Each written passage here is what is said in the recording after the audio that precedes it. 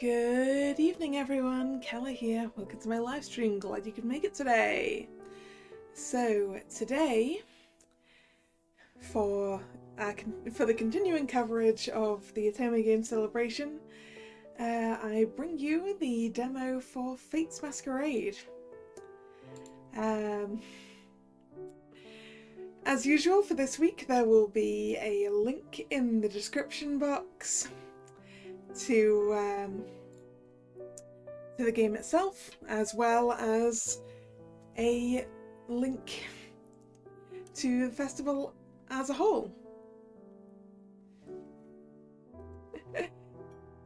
Hello, Drag. How are you doing?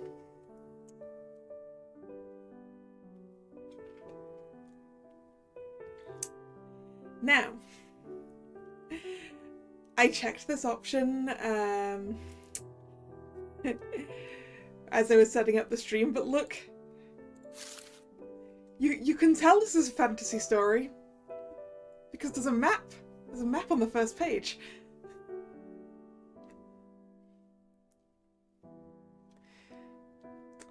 So the Ravensburg Empire, and our childhood home is here, in or near Alderwild. I wonder how many of these places we actually get to go to.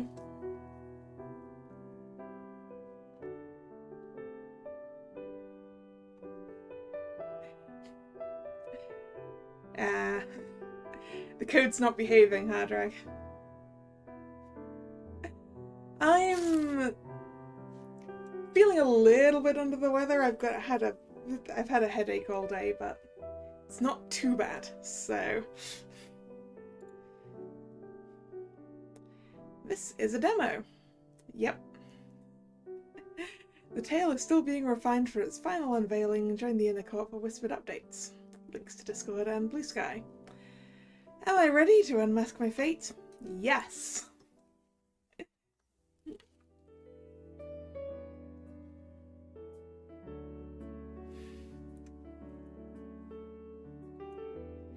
Golden ribbons of sunlight pour through the window and blanket me in warmth as I nestle on my mother's lap.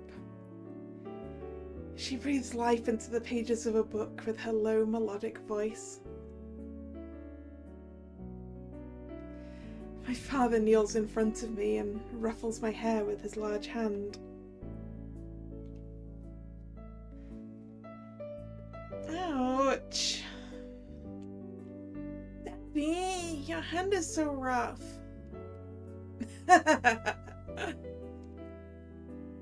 My little girl is 6 years old already.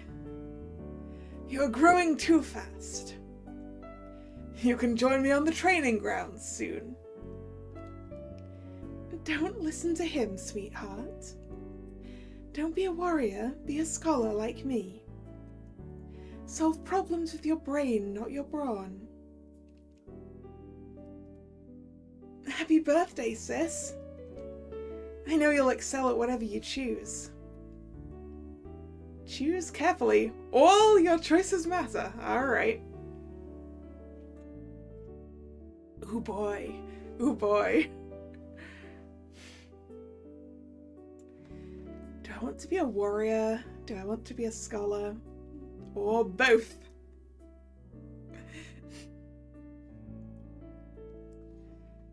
I mean, both is a temptation, right?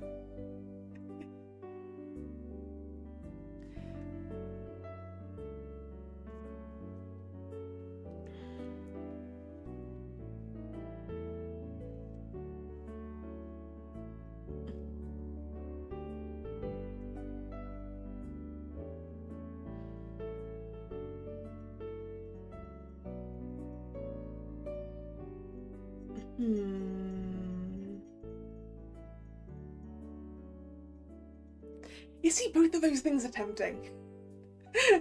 Why do I want to pick both? And then that's like double the workload. Or half the ability. Now I want to learn to fight. I want to be a warrior. I want to hold a sword like you, Daddy. Fantastic. I'll find the finest swordmaster and start your training at once. Oh, I can't wait. Love and laughter fill the room. Their smiles are as warm and bright as sunlight.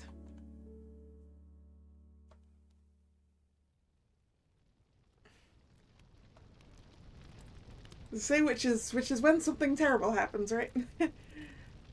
I'm woken by the acrid scent of smoke. Mommy? Daddy? I throw off the covers and jump out of bed.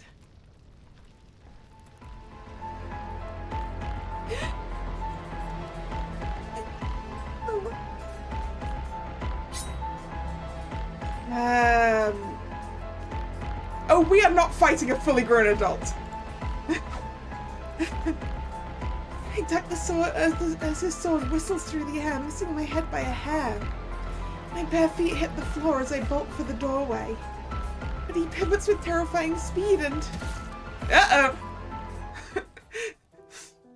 Well, we died.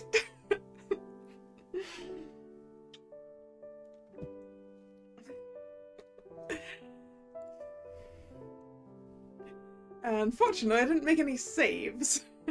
Actually, wait, does it... No, okay. Does it make any kind of auto-save? Wait a second. We have auto-saves! Hell yeah! Right! Grab the fireplace poker, I guess we're fighting a fully grown adult. I roll toward the hearth and grab the iron poker. A jolt of force shoots through my arms.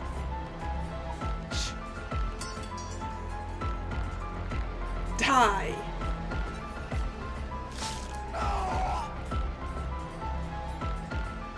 Daddy! That was a great parry. Go find our son. I'll get her to safety. Be careful. Let's get out of here.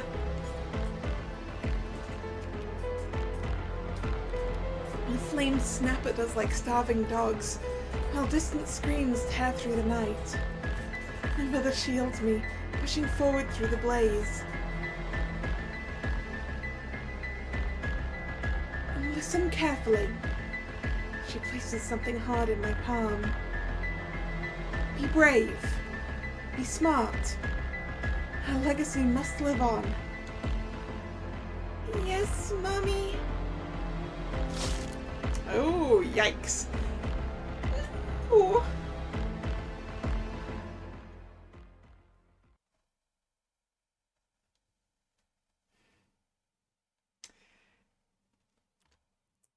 Well. The same wretched nightmare again. Is it a dream or a memory? I'm not quite certain. I grab the ring that hangs on a delicate chain around my neck. The signet ring is real. So, how much of the nightmare is real?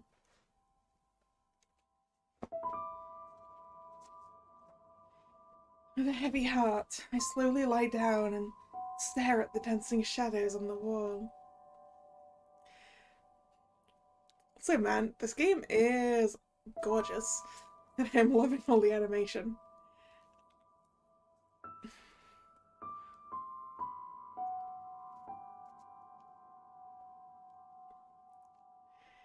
It's difficult to fall back asleep after waking from this recurring nightmare. Even if I do, the sleep is restless and light.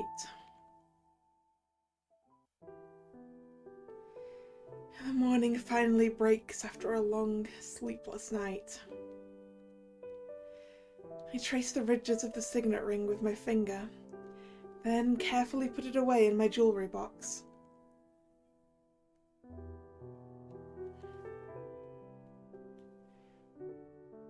My given name is... we're gonna leave her as Seraphina. So, my given name is Seraphina. My family name is Montclair. It's interesting, you can edit both of those. I woke up in an orphanage in Olderwild, where girls were trained to become governesses. And I could not remember the events of my past. Everyone called me Serafina Montclair, but I was certain that I once had a different name. At first, the sound of every opening door, every shifting window, every creaking floorboard filled me with fear. I feared someone had come to finish me off. 1 year passed, then 2, then many more. No one came. One day, I realized that in order to overcome my fear, I had to face it. It was time to take the initiative. I needed to uncover the truth about what happened in my past. Maybe then the nightmares will finally stop. I graduated at the top of my class. Then I accepted a position as a governess for an earl far from the orphanage. In every spare moment I searched for answers. I scoured every book in the Olderwild library for an emblem that matched the one on my signet ring. But I found nothing. As if by fate, the imperial family is seeking a governess for their young princess. It is not only the most prestigious governess position in the Empire, but it also grants access to the imperial library. Ooh, library. Rumour has it that the library is a vast repository housing every record in existence. I applied with little expectation, but to my astonishment I was offered an interview. I need to win this position. No, I must win this position. Today I am heading to Drakenberg, the imperial capital. This marks the beginning of a new chapter. And I pray to all the gods, let me finally discover the secrets of my past.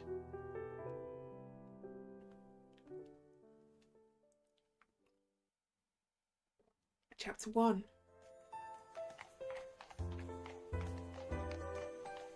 The journey from Olderwild to Drakenberg, the heart of the Empire, takes a whole month. The map is available in the menu.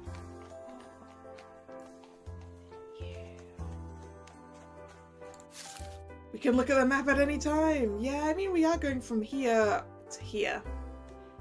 So this is a month by carriage. Probably because of all the mountains. I guess realistically, you'd like go down the river here and round. Unless you're going to go down this side of the mountains and round. Realistically, you're probably not crossing the mountains. Unless there's a nice, neat pass or something. The mountains, I know, soften into rolling fields of flowers and then rise sharply again. The flavours of cuisine gradually change from one region to the next. The people's faces and accents take on distinct features shaped by the lands they call home. But the capital is unlike them all. The city pulses with restless energy that feels both boundless and insatiable. The horses seem to gallop faster. The crowds press tighter. Everyone moves as if racing an unseen clock. When the Imperial Palace finally comes into view, the sight steals my breath away. The white marble walls gleam like crystal in the twilight. The golden trimmings reflect the fading sunlight, sparkling so magically they seem almost alive. My spirit soars at the sight of the beating heart of the great Ravensburg Empire. My elation is matched only by my nervousness. But my future rests on tomorrow's interview. It will determine whether I stay here or return to Olderwild. Yeah, and another month of traveling, right? The servants have escorted me to the governess's room. I should be preparing for tomorrow's interview, but look at that view. Drawn by the palace's grandeur, I take a book with me and wander into the gardens to read.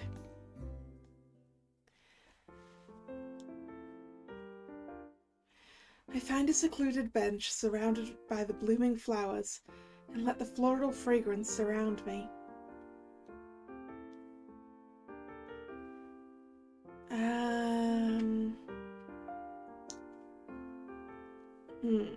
Is this going to be a kid, maybe? Oh, look, it's them! Nope. Maids. Oh, look, it's them! I can hardly believe it. Both of them? I told you today felt special. Your Highnesses?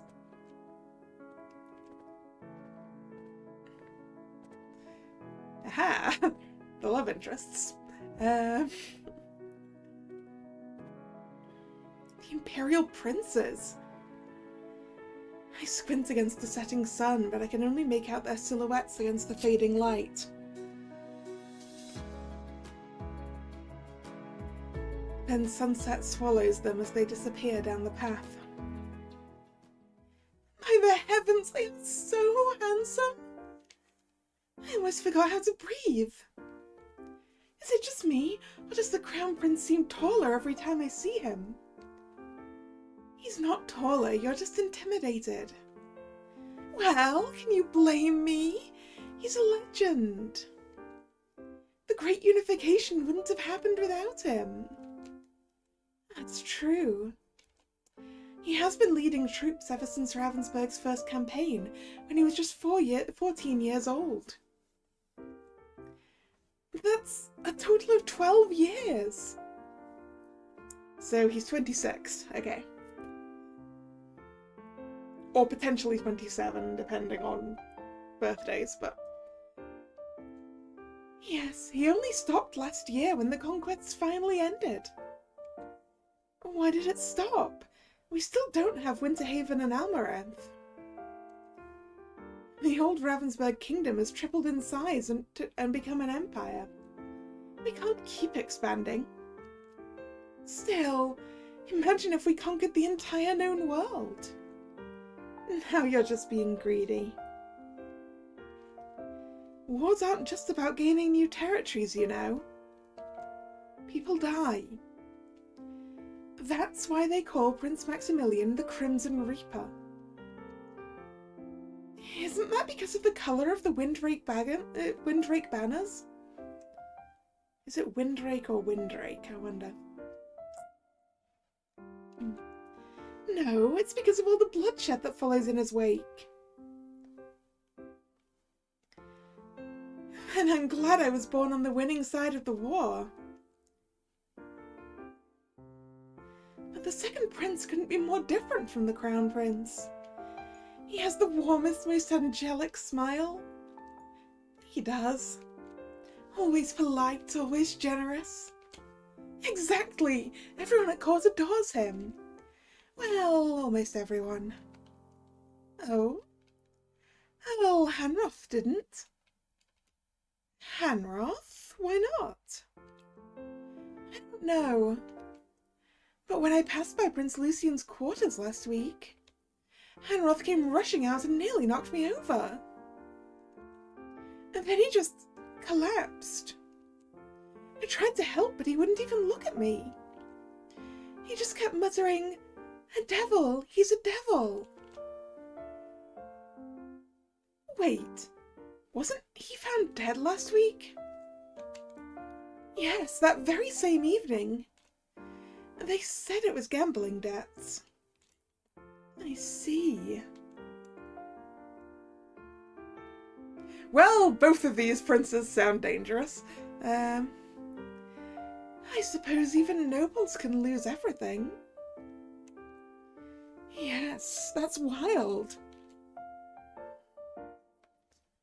Speaking of wild, did you see the new governess candidate today?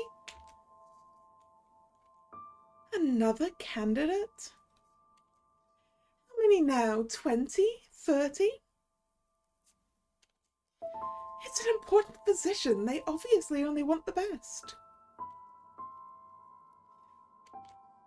I thought for sure the one from yesterday would get the position.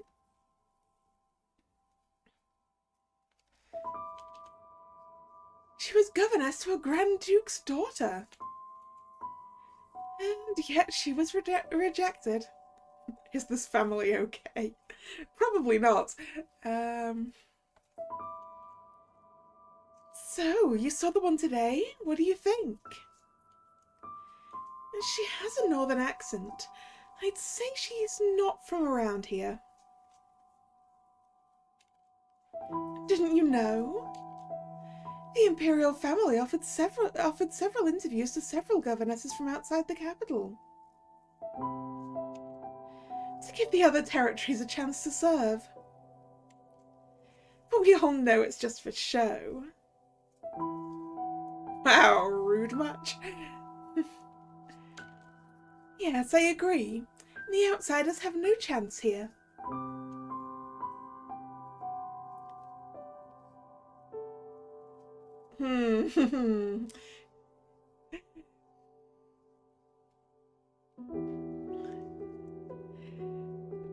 Nah. I'm not revealing myself. There are better ways to prove them wrong.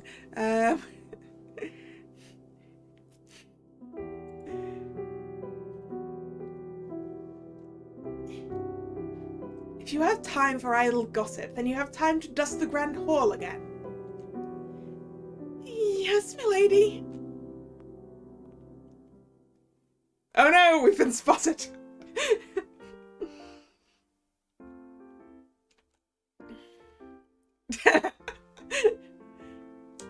You must be the governess. Reluctantly, I lower my book shield and try to hide my embarrassment. Yes. If you were trying to be discreet, reading your book upside down isn't the way to do it.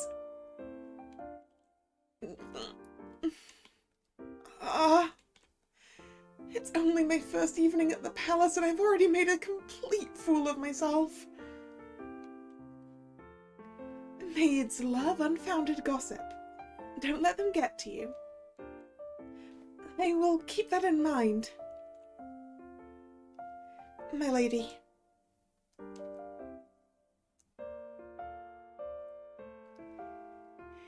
If you're not already a governess to a duke or the imperial family, then your recommendation must have been exceptional. Trust in yourself. Where are you from? I'm from Alderwild. Alderwild? You must have had quite the journey. It took a whole month. Everything is so different here. Also, what are we betting here? Is this the Queen or an older princess than the one that we're going to be the governess to? Because I'm not certain.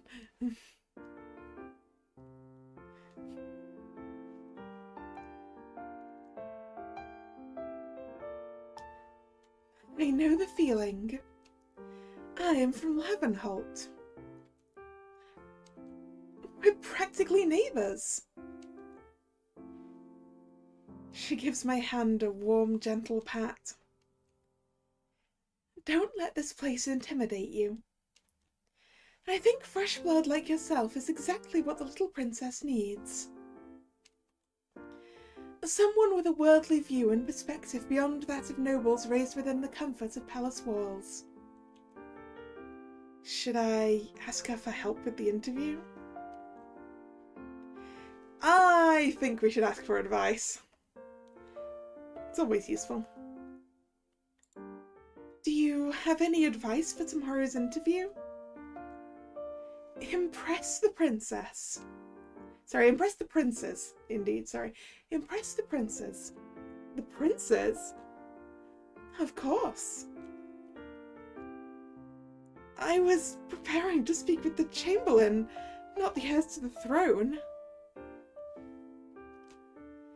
You are to teach their little sister.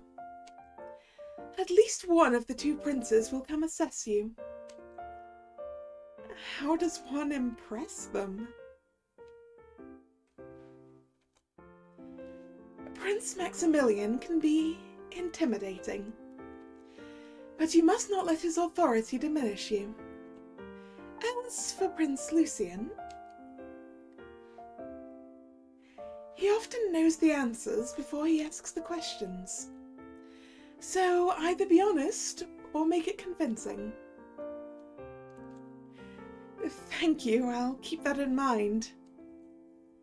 Well then, I should be on my way. Good luck tomorrow. Oh! I forgot to ask her name. It's all right. If I secure my position tomorrow, we'll definitely meet again. Thanks to her, I feel more confident about my interview tomorrow.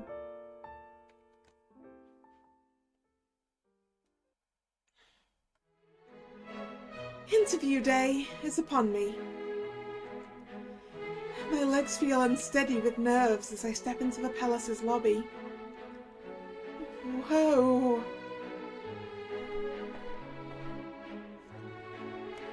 Good morning, Governess Montclair. Welcome to the Imperial Palace.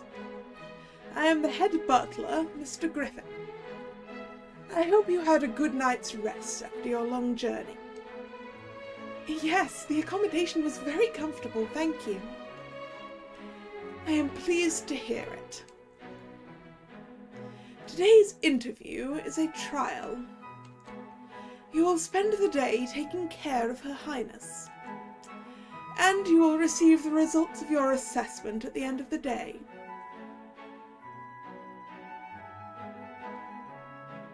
Why are we treated like we've already gotten the job even though we haven't?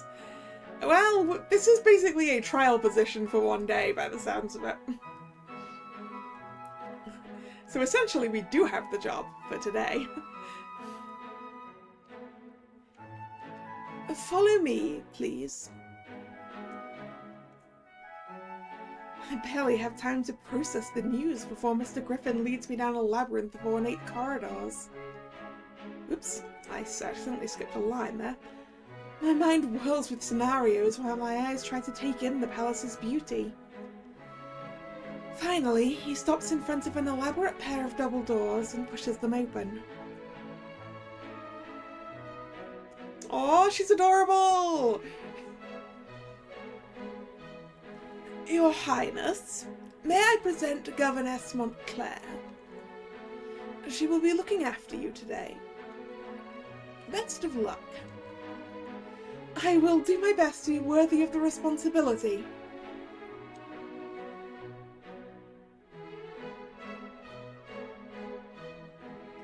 Hi! Wow, your hair is silver like snow. Nanny says snow is cold. Are you cold? How clever of you, Your Highness. But thankfully my hair is not cold. Would you like to touch it? Amelia puts her little hand on my hair. Oh, it's soft as silk but warm like a kitten. So, what would you like to do today? I spent all of yesterday indoors with the other governess. Can we do something outside today? Absolutely. Do you like flowers? Yeah, yes! Especially the ones that smell nice. Perfect. How about I teach you to paint some pretty flowers today? Alright. We're going out into the gardens and painting her. Very good. Just soften the curve here a little, at the very tip of the petal. Also, Adorable. Children's art. Very realistic children's art. Amelia adjusts her painting to the best of her ability. But it's apparent that art isn't her strength. That's certainly colourful. I give her an encouraging smile.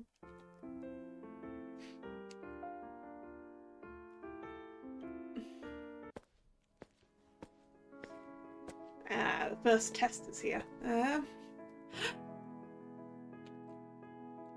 He's the Crown Prince, Maximilian Windrake. The fearsome Supreme Commander of the Great Unification. Living legend of Imperial history. Boy, does he have the medals to prove it. You must be the governess. Yes. Get yourself together, Seraphina. You're stammering like a fool. I square my shoulders and steady my voice. It is a great honor to meet you, Your Highness. What are you doing, Amelia? Maximilian, do you like my drawing? What are you drawing? Peonies, of course. Good effort. I don't understand. Why have you chosen to teach art on your trial day?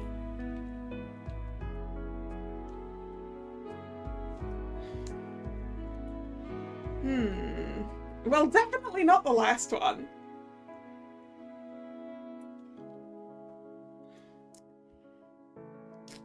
Because art is fun?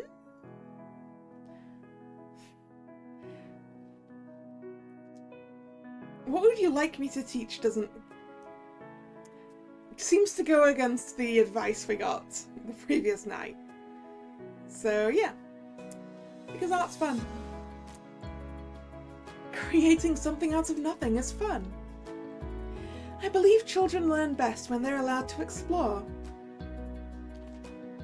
Art lets children experiment, make mistakes, and discover things for themselves.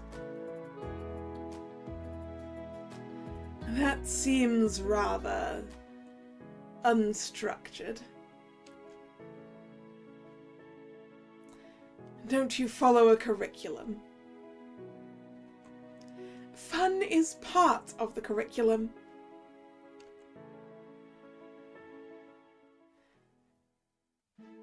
Terrorizing yet another poor soul, I see. Oh, they're both here. She's not a soldier, Maximilian. You really ought to break that terrible habit of yours.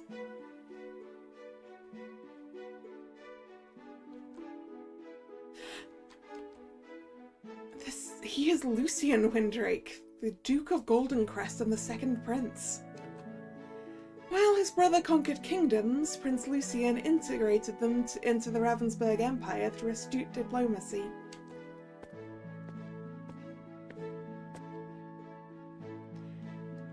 What a pleasure to meet you, my lady. You must be the governess. Good morning, Your Highness. And the honor is mine.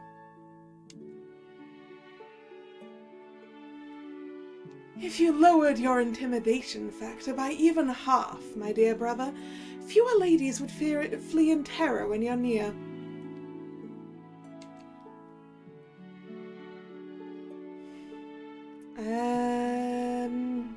Ooh, who's this gonna be? So we have two princes already. I'd rather he doesn't.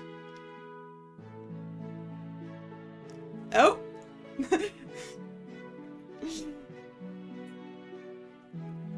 I'd rather he doesn't, because he's already engaged to me. Oh dear.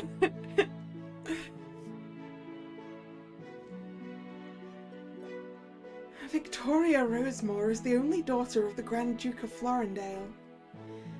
Her family is the wealthiest in the Empire and has military and political influence second only to that of the Imperial family. She made her debut several years ago and was dubbed the Diamond of the Court. She has received countless proposals from suitors across the Empire, but she's refused them all. That is, until her engagement to the Crown Prince was announced earlier this year. The Imperial wedding is only a few months away.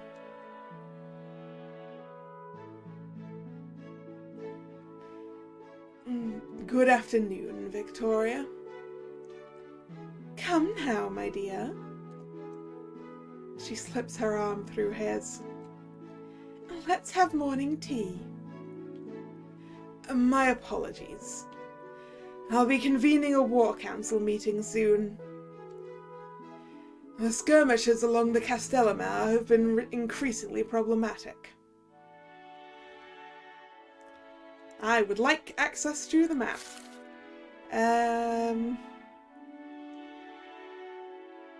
Okay, that's not actually... Nope. I'm assuming this is along. So it's like either a river or the ocean. Oh no, Castellamare, there it is. I just can't read.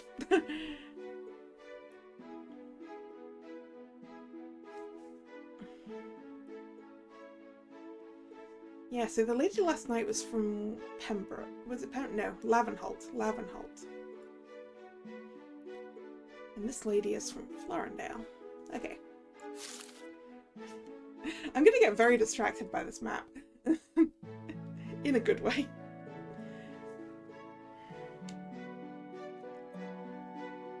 Castellamare was the first dukedom to break away from our warring neighbour, the Winterhaven Kingdom, and seek our protection.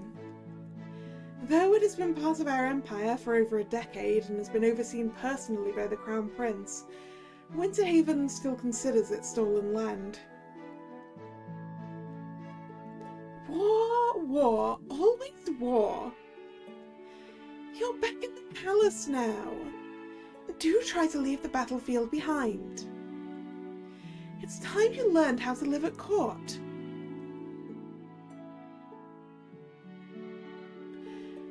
Fine. But make it short. Great. There's a new Valentis patisserie in the capital that's creating quite a sensation. I had my maid fetch some this morning. We simply must try them immediately. Governess, I'll leave Amelia in your care.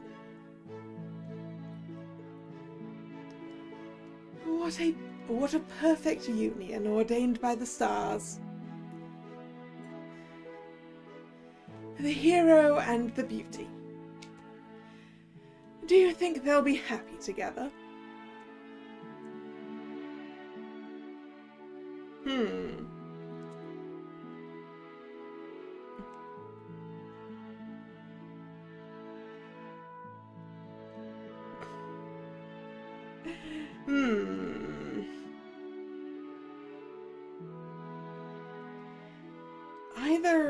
I'm feeling either yes, I hope so, or I'm not a fortune teller.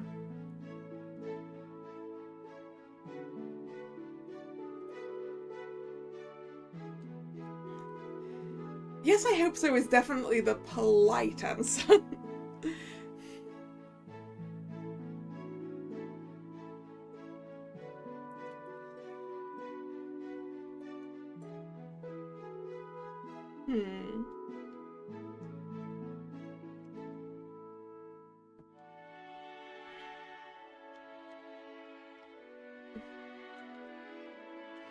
I mean, I'm not sure, honestly, based on that small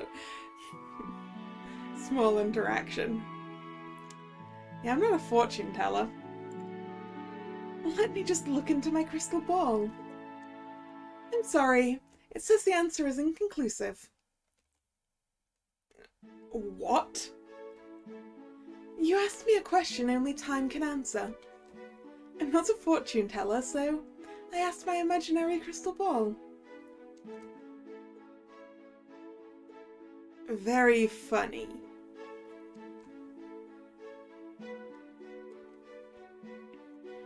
What beautiful flowers you've drawn. Did this lovely governess teach you? Yes. And are you enjoying yourself? Yes. Good. Oh dear, look at the time. Good day, governess. Good day, your highness. Find the prince's impressions of you in the fate menu. Ooh, hello. Alright, how did I do? Terribly! Zeros all round.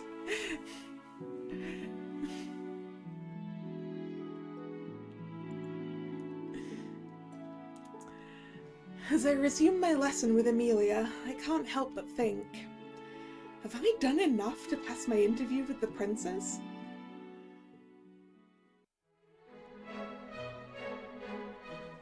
The princess's schedule is packed. It's only just after morning tea and she's now attending the Imperial Ladies' Luncheon. She's surrounded by a group of noble ladies from some of the most influential families in the Empire. Meanwhile, I am standing by to guide her through the etiquette of courtly gatherings. And this shawl is from the Xylos, and it took the weavers 12 months. Do you think this vibrant gold colour washes out my complexion?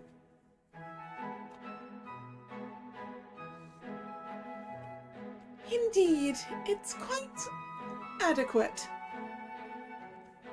Perhaps a deeper shade of gold would bring it closer to true elegance. Oh, you're right. I'll send for a second order at once. I cannot be seen in adequate gold.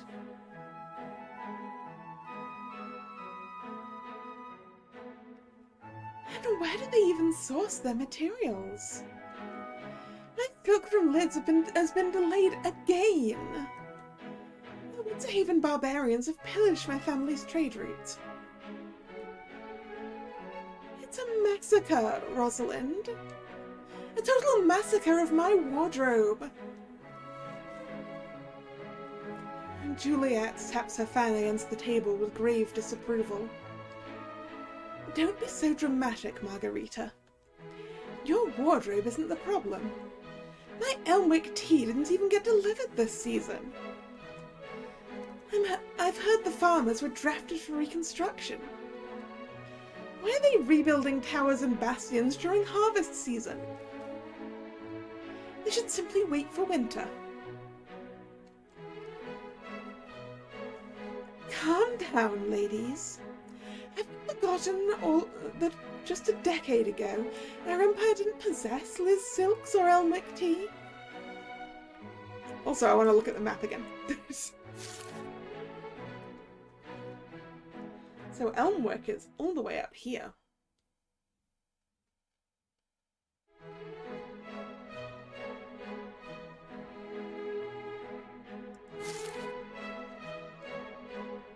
It was our conquest that brought them in, and now no proper gathering is complete without them.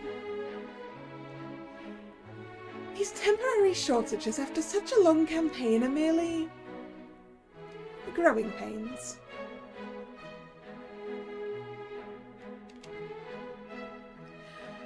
We temporarily lend our support to the new territories in exchange for favourable compacts. This is how we ensure our family's dominance over our empire's wealth for generations to come. The girls murmur their agreement and resume their cheerful chatter. I watch them nibble on dainty sandwiches, their diamonds sparkling in the sunlight. So, this is what is actually served at the imperial table. Yeah, I can see what I guess is like sandwiches. Something that might be quiche. A lot of macarons.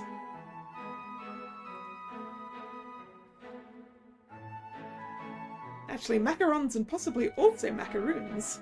But like chocolate ones.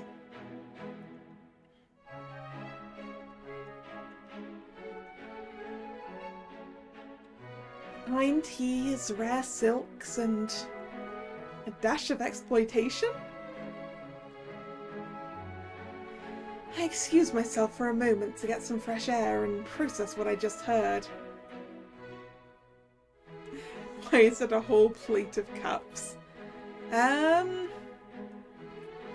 have spoons in them. So, like, it could be that they're, like, different garnishes, maybe? Like, different, like, jams and sugars and things like that. Just in a cup instead of a little bowl.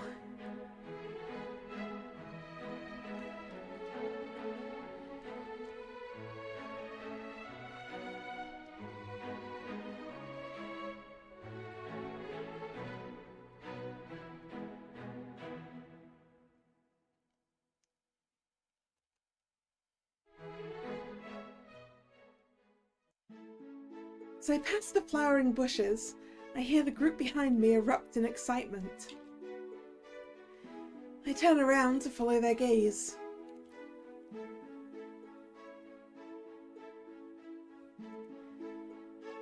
Prince Lucien! Come join us! He glances at his pocket watch briefly before striding towards the group.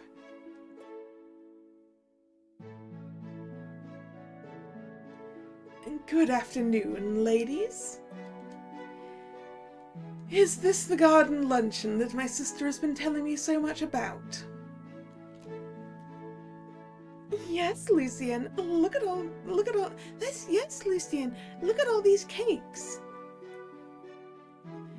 Margarita gestures towards her maid, who quickly brings an empty chair over and places it beside her. Prince Lucien, come sit here. The other girls exchange quick, flushed glances, silently cursing themselves for not thinking of it first. As if I'd pass up the chance to watch the enchanter Prince Lucien in action. I sit down on a nearby bench, ready to enjoy the show. Prince Lucien, what do you think of my new shawl? Lucien studies it carefully. Silken and luxurious, masterfully woven. You have excellent taste, Lady Rosalind. But honestly, you could make burlap look fashionable. You tease me, Prince Lucien. The Xylos weavers took 12. Prince Lucien! Margarita cut in before Rosalind could finish her sentence. Have you heard the new opera at the Orpheus? As a musician yourself, I know you would love it. The music is soul-shattering. Soul-shattering? Then I hope the audience survived the ordeal. But in all seriousness, I'm intrigued about the new techniques they're using. Sadly, I haven't been able to go because I've been busy lately. That said, if you go again, feel free to take one of my grand boxes at the theatre. Prince Lucien! Your generosity is legendary! How fortunate it is our empire to have you as our prince. Sorry for the interruption, Prince Lucien.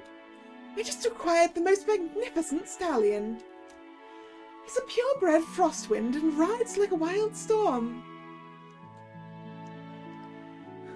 At last, a horse with a spirit to match your own, Lady Juliet. I've always had a weakness for the wild ones. I must see this frostwind stallion of yours. It sounds remarkable. Then you must come to the races next month. As their conversation continues, I watch Lucian skillfully offer each lady a tailored compliment or gesture. It leaves them all giggling like teenage girls. If this isn't sorcery, then I don't know what is.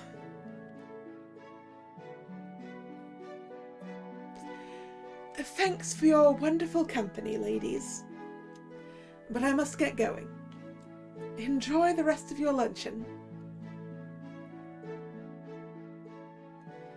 The ladies nod and sigh regretfully as they watch him leave.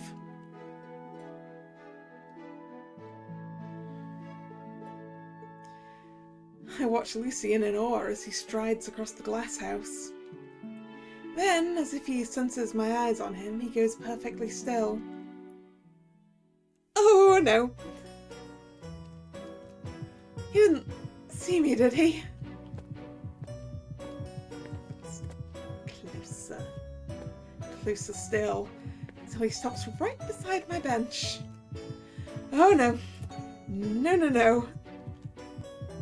What have we here? I gulp and force myself to look up. Oh, hi, Your Highness.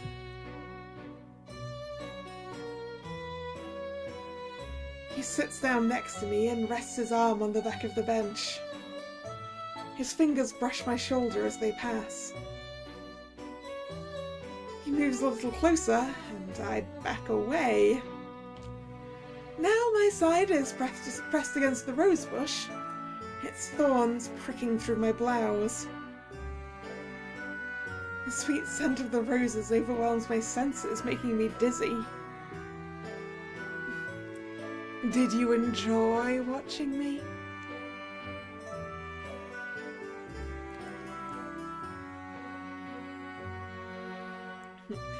I was watching the princess, that's my job. No,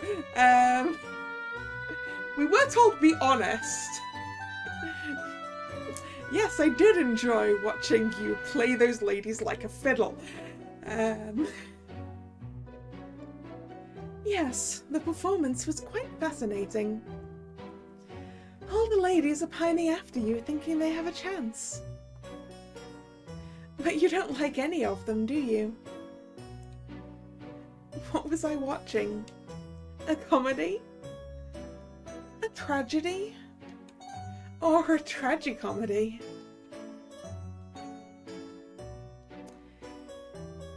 You seem to have mistaken the palace for a circus.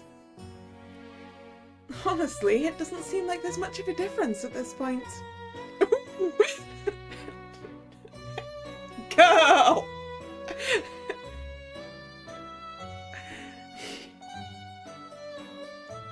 With all the plastered clown smiles and fake laughter.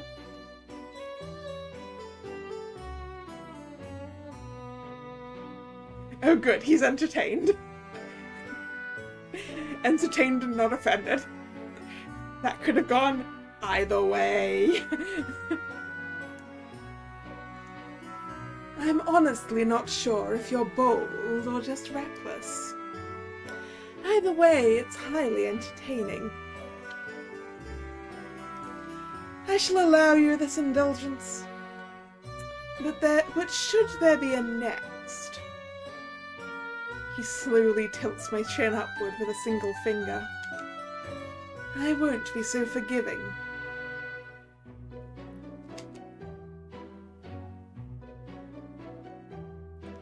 Good day, Governess Montclair.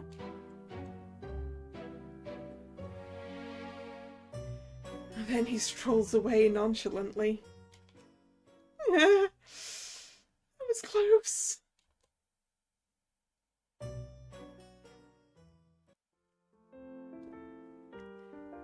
While Princess Amelia takes an afternoon nap, I head to the Imperial Library for a quick look around. Libraries have always been my refuge, filled with the scent of ink and dust and brimming with knowledge. Much to my surprise and delight, the library is far quieter than I had imagined. A map of the Empire catches my eye. First, I find Alderwild on the map, which is the place where I grew up in an orphanage. Then my gaze drifted to the conquered lands. Frostwind, Elmwick, Pembroke, Valentis, Eldenwood, Saltspire, Xylos, Castellamar, Aelmar. The Great Unification brought together more than a dozen kingdoms and territories. I find myself wondering what life is like in those distant lands, and whether I might have come from one of them. My memories before 6 is hazy. I wander through the aisles, unable to suppress my soft oohs and ahs as I examine the ancient tomes and sacred documents on display. Actually, I want to check. Whoa! we got a jump of affection there.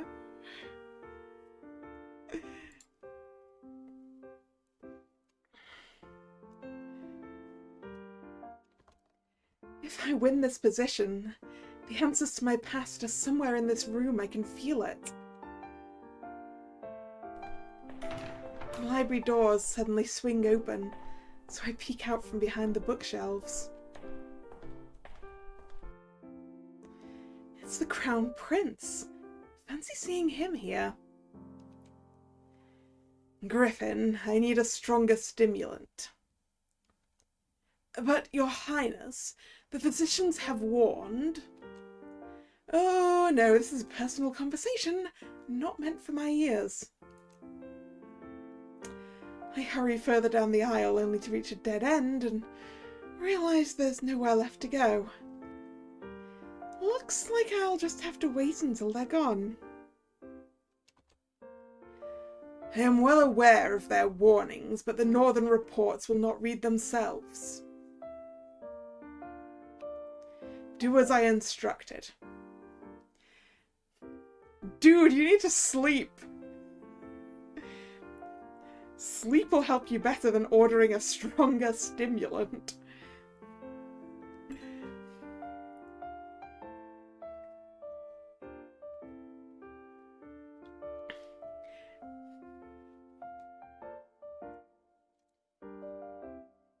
Yeah, it probably is a boost because it's the demo, right?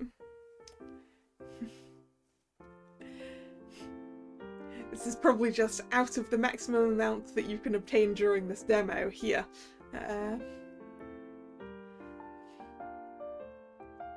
Very well, Your Highness. I shall fetch the tonic immediately. Mr. Griffin's footsteps fade into the distance. But the steady rhythm of Maximilian's footsteps grows louder. I flatten myself against the shelves, my eyes fixed blankly on the rows of spines as I wait for him to pass. No, we're gonna get caught. His footsteps move past me. Phew. You. Turn around. Now. For goodness sake. Why did I sigh so loudly? Whoa! Too close, too close. Who sent you to spy on me?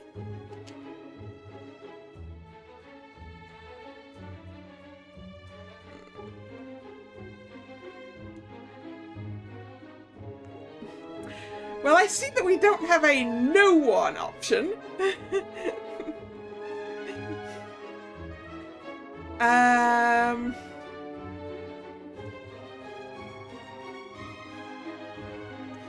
Whoa, you can see him breathing.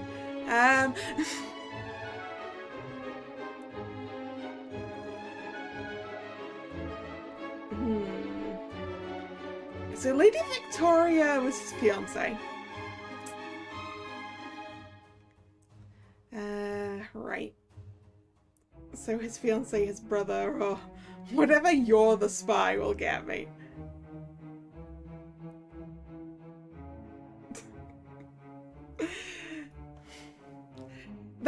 feels like something that's either going to be a really good option or a really bad option.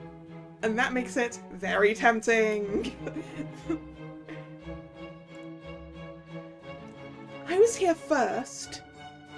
Which would make you the one spying on me.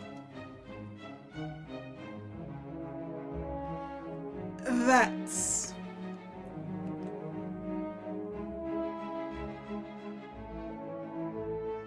Governess? Pretending you didn't recognize me? That excuse is so unoriginal. But I'll let you off the hook this time. Because you're handsome. Ooh! Hello! We made him blush. I'm engaged. I mean, being engaged does not stop you being handsome, dude.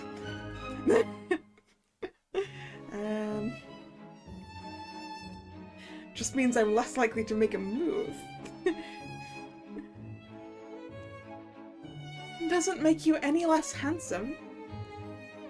Exactly. Whoa! Whoa! Does he just do really badly with compliments?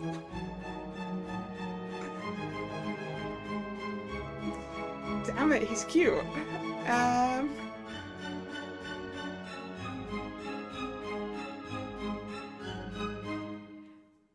Very well. As you were.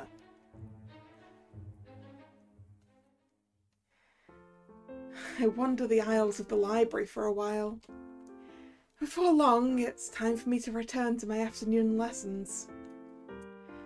I make my way over to Maximilian's desk to say goodbye. It's only courteous. He fell asleep! Also... Hey, 50 points there too. Okay. See, I said, he needs to sleep, it's important. He's... sleeping? That's right, he mentioned needing a stimulant earlier.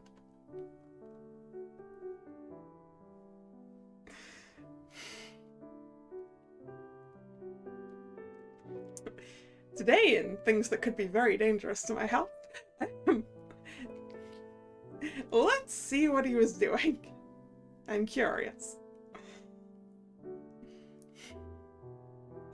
Curious that he killed the Kalla.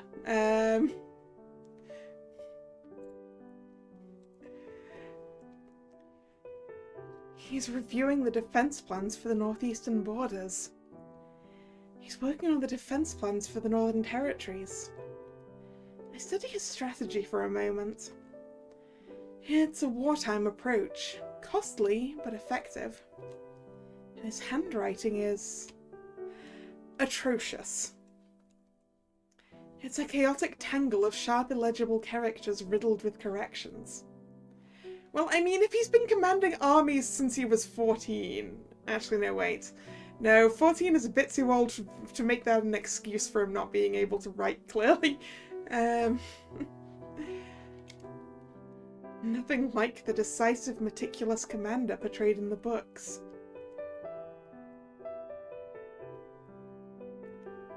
Without the intimidating expression he wears while he's awake, he looks almost vulnerable.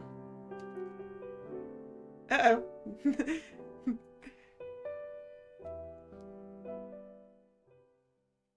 I was...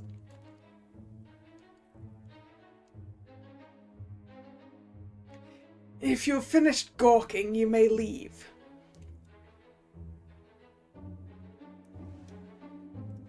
There's nothing wrong with taking a nap. I was just passing by to say goodbye. And really, there's nothing wrong with a little power nap. You saw nothing. Ah, yes. You were just resting your eyes, not napping. My apologies. I didn't see anything. Good. You may go. Goodbye, Your Highness. The rest of the afternoon with Amelia went by smoothly. Her eagerness is endearing. I can already tell she will be a diligent and attentive pupil. Any governess would be fortunate to teach her. When the day was finally over, she hugged me tightly and whispered that she hopes I'll be back tomorrow. At least I know for certain that the princess likes me, and that fills me with hope. There's a knock at the door on the door. My heart skips a beat. Could this be the result of my interview? I rushed to the door. Mr. Griffin!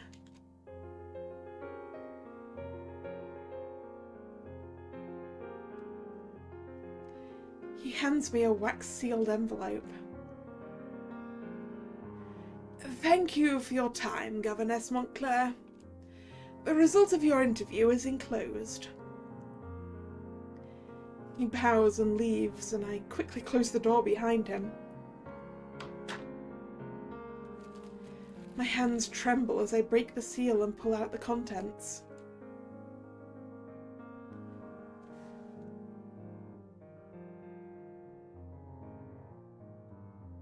Nope, can't read that. Okay. Words blur as I scan the letter. Your appointment has been declined by order of the Imperial Majesty? My heart feels hollow as I sink down onto the floor. I clench my signet firmly in my hand. No! My story, it can't end here! Oh dear, it seems at least one of the princes was unimpressed. Shall we try again? Yep, we shall try again. Okay, so, I think we have to get both of those to 100 then. Which means we want to be back here. At the set of choices that we clearly failed.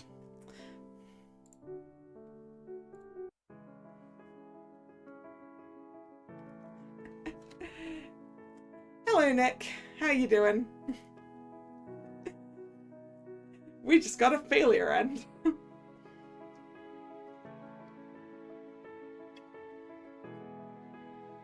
Let's go with, what would you like me to teach? You're not a fan of art? That's alright. I can teach whatever you think is best for the princess. Language, history, math. You're the governess, not me. It's your responsibility to plan lessons and justify why you're teaching them.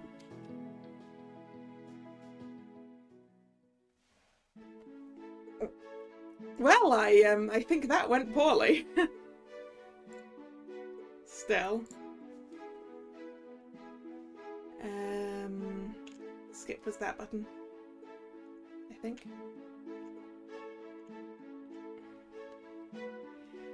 Let's go with yes, I hope so. Everyone deserves to be happy, especially Prince Maximilian. He's done so much for the Empire. We all want a happy marriage for him. How diplomatic. Yeah, I figured that was the diplomatic option.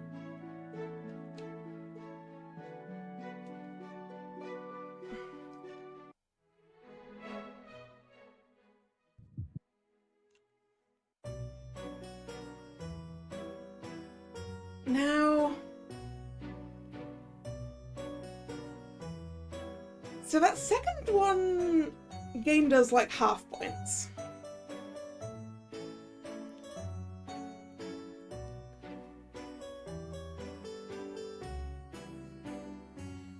Actually, wait.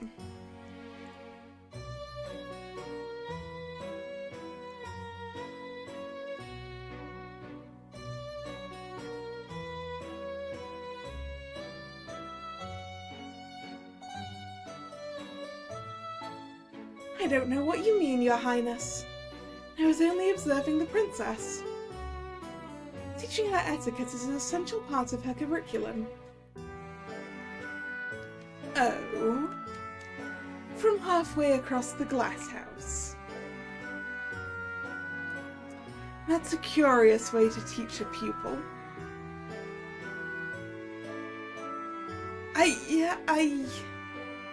If you're going to lie, at least make it convincing. Though, I hope you took a good look at me.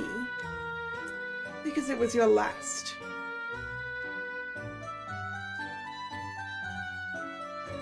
Good day, Governess Montclair. I'm a terrible liar. Why did I think I could get away with it? Idiot. Wait, what did he mean it was my last? Oh no. Does that mean...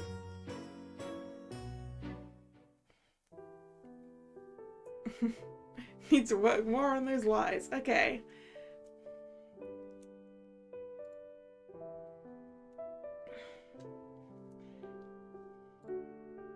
I do like that this game auto-saves at every choice. Okay, it won't happen again. Yeah, the order of the choices definitely changes, doesn't it? Forgive me, Your Highness. Curiosity got the better of me. It will not happen again. Curiosity killed the cat, don't you know? Cats have 9 lives, but you only have 1. Be careful not to lose yours here. I'm really sorry. Relax. I'm only joking. How could I ever hurt someone so... naive?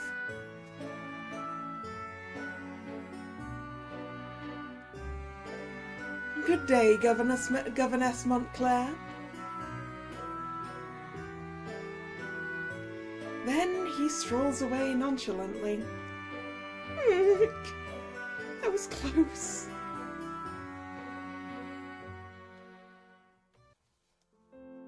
Okay, what did that do?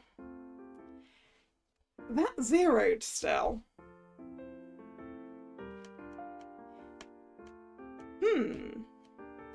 Interesting. Interesting.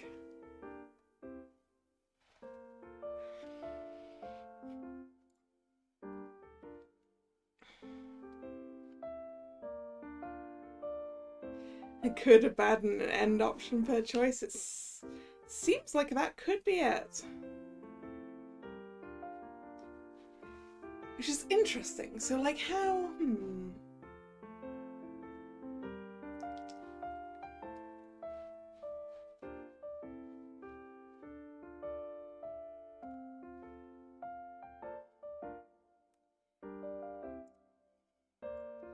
Right, so let's like that choice again. And take what we know was a good option on it.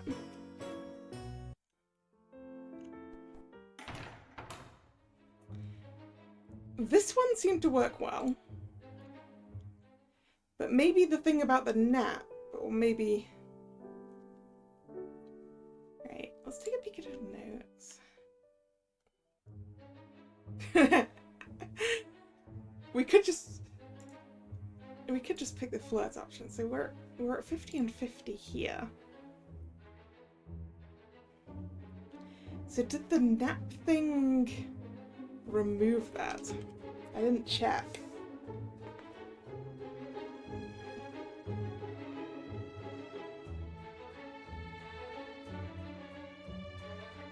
Not gawking strategizing? Regarding your defense plan, I'm from the north, so I have a suggestion. What is it? The north freezes solid in the winter, and without outside invaders, garrisons probably aren't needed then. Have you thought about putting that manpower to better use? Maybe building infrastructure? Infrastructure. Like what? I'm not certain, but I'm sure you'll find places where extra hands could be useful. Maximilian studies the plans intently. And if you find my suggestion helpful, feel free to acknowledge it later. Just kidding. I'm just happy to be of service. Goodbye, Your Highness. Goodbye. Right, did that... Okay, alright, so that took it to 66. Alright. Is 66 enough? It seems so! Congratulations, Governess Montclair. Your appointment has been approved by the House of Windrake, the Imperial family. We humbly welcome you to the Imperial household. Also, this is a problem. The one I have better affection with and the one I think is personally more to my taste is engaged. Whoops.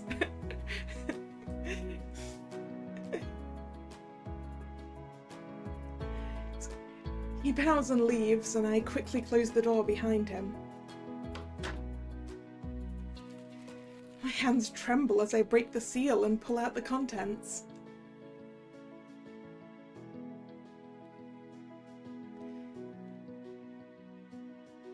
Once again, I can't read that.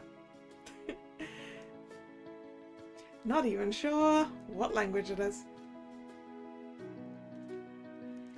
Inside is a beautifully crafted appointment letter bearing the Imperial emblem.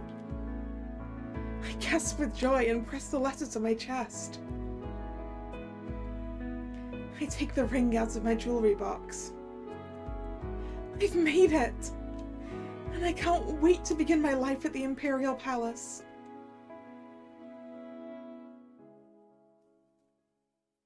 Chapter 2. I stretch and yawn after hours in the Imperial Library. It has been weeks since I started living a double life, teaching Amelia by day and searching for my lineage by night. Girl, you should be getting more sleep. Good evening, Governess Montclair. Madame Evelyn is the head librarian. After spending nearly every evening here, I've gotten to know her quite well. She's as gentle as a grandmother, but enforces rules as strictly as a magistrate.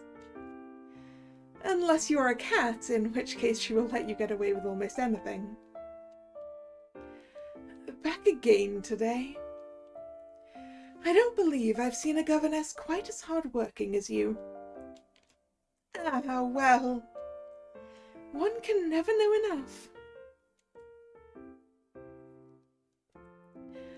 I'm off to supper. Make sure you get to the dining hall before they clean up. Don't leave it too late again. Thanks, madame, I will. I scan the endless rows of shelves and sigh. I never thought that I would feel sick at the sight of too many books. You put the letter into Google Translate? Ah, good idea.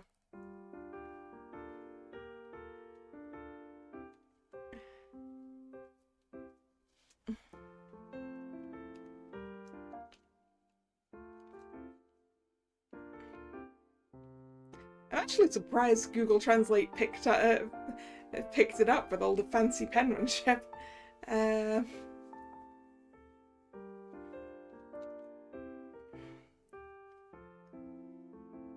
growl of my stomach brings me back to the present. Whatever the answer may be, it is for the future Seraphina to worry about. I gather my books and head to the dining hall. As I make my way through the palace grounds, a familiar figure appears before me. It's the lady I met before. I must thank her for the advice she gave before my interview. Good evening. Ah, it's you. Congratulations on securing the governess position. And it's all thanks to you. I don't think I would have passed without your advice. How have you been adjusting to life in the palace? The Imperial Palace is truly magnificent, and I am provided with every comfort I could ask for. And Princess Amelia is a wonderful student. I still can't believe I'm really here.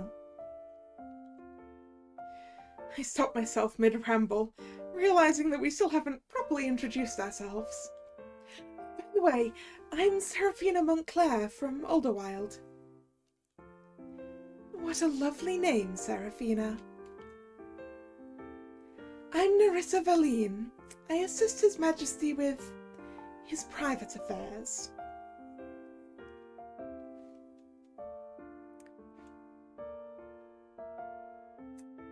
Alright. What do you mean by that? She's the woman that everyone whispers about in the corridors. The Seductress.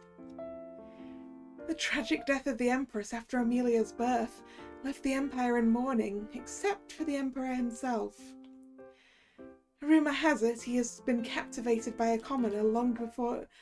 He had been captivated by a commoner long before the Empress's untimely death. Her status as the Emperor's mistress gives her little real power in court. Okay, so not the Queen.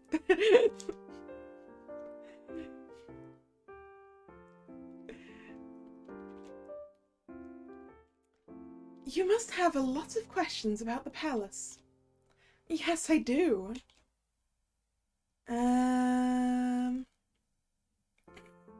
What's the Emperor like? About Prince Maximilian's engagement? Does Prince Lucian have someone he fancies? Or I have no more questions. What is the Emperor like? His Majesty is a complicated man. You'll have the chance to judge for yourself. Do we ask all of them? Yeah, since there's I have no more questions, it seems we have the options for all of these. Prince Maximilian's engagement. Is it a love match? Love or not, it doesn't matter. Their union strengthens the Empire, and that's what matters. So it's not, then? Don't tell me. You're intrigued by the Crown Prince?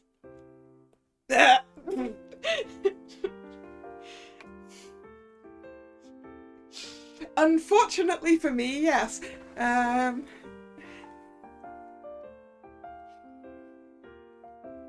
Which seems like a bad thing to admit here.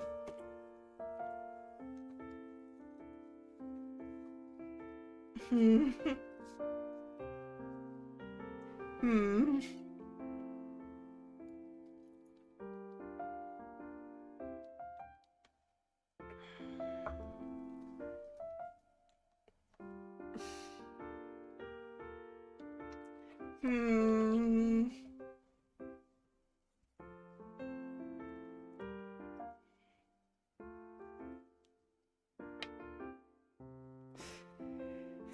Yes. Aren't we all? He's practically a living legend. Legends are written by the victors. In truth, they're no less human than the rest of us. I think I like him better as a human. With all the human emotions. Joy, sorrow, desire, lust. You'd better be careful. Human or not, he's an Imperial. He could end your life with a word.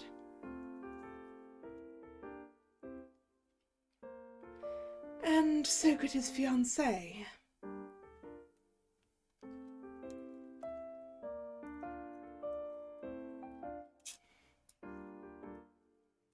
Well, we might as well ask all the questions. Does Prince Lucian have someone he fancies?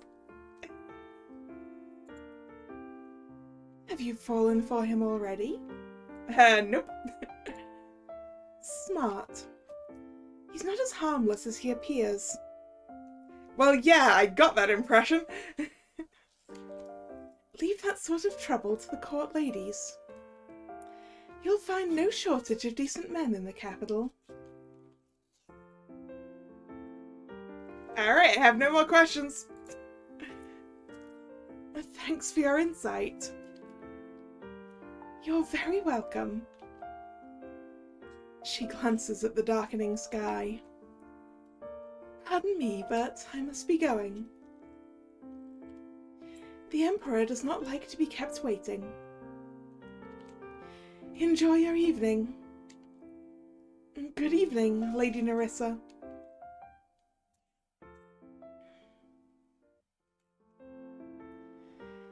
A few more peaceful weeks pass, during which I pore over countless genealogical records. But I've yet to find a single match for my emblem. There are simply too many noble families, and I don't even want to think about expanding my search to the new territories. But I can put the research aside today, because it is Princess Amelia's 6th birthday.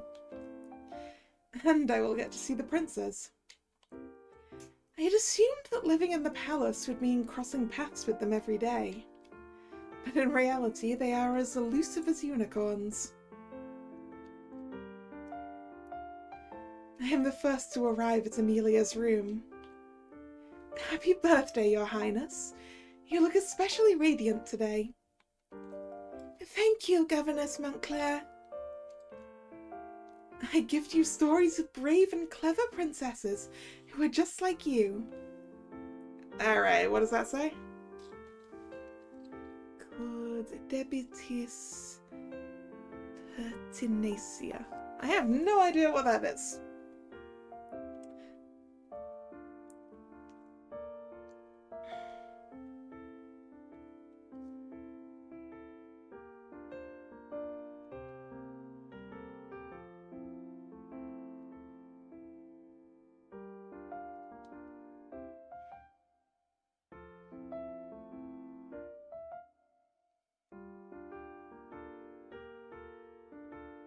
Latin.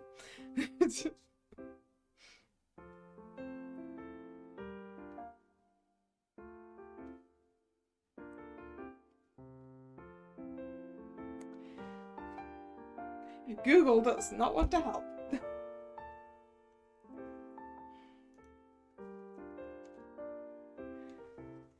Read them to me now. All right.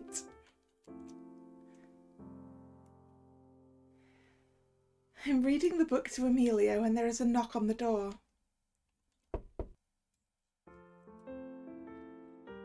Oh, that's a lot of presents. Maximilian enters, followed by his footmen carrying large, heavy boxes.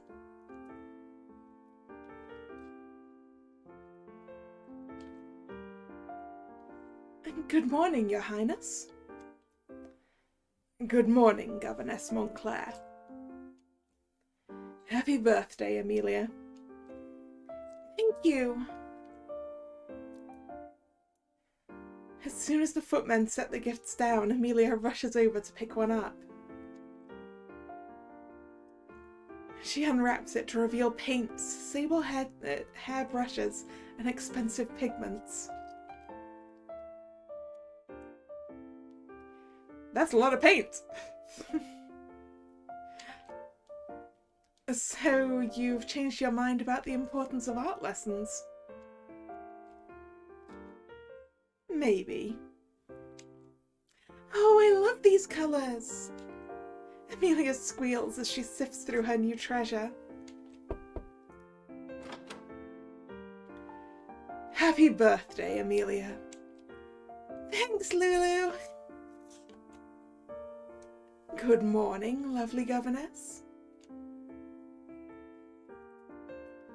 It seems my brother has miraculously beaten me to the celebration this time. I need to attend court soon, so I came early. So what? So do I.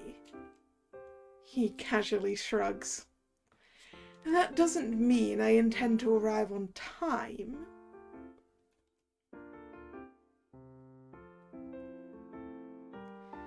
Art supplies? From you? Has her Crimson Reaper confused a paintbrush for a sword? You're only jealous because my gift is better than yours.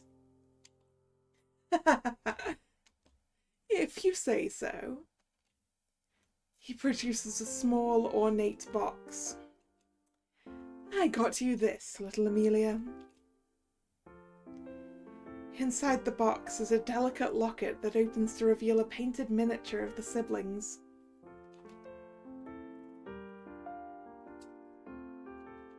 What a thoughtful gift.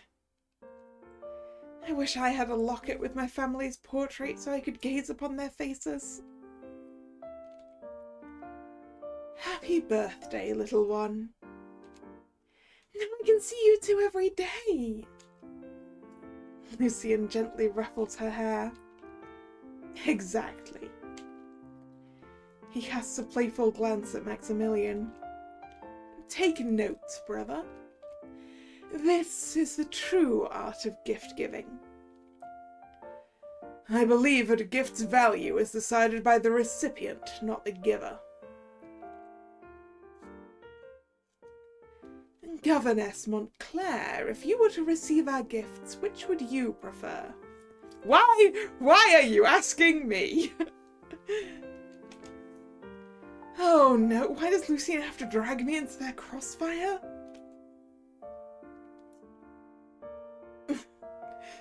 Yeah, why are you asking me? Ask the princess which one she likes better.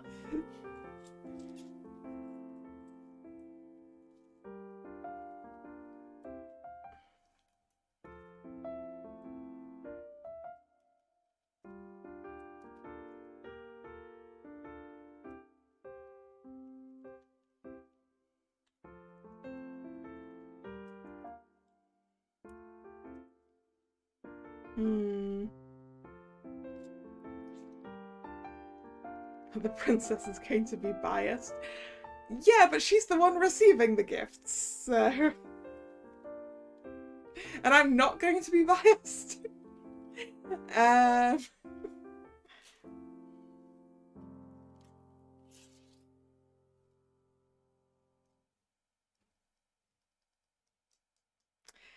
Thing is, they're both very good gifts in different ways.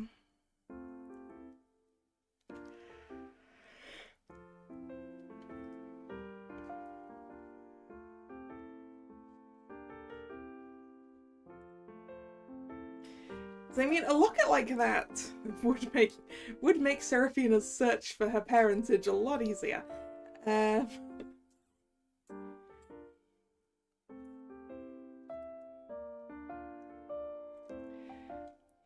it's like, the paint supplies are clearly like, Maximilian saw that the princess enjoyed doing the painting, and so got her stuff to continue doing it.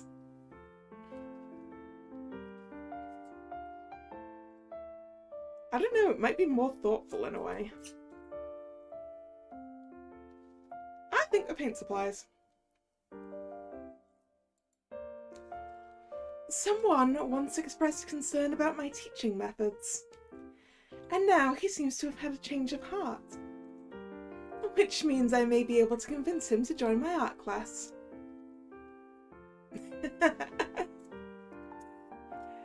I'm jealous, I want to enroll as well.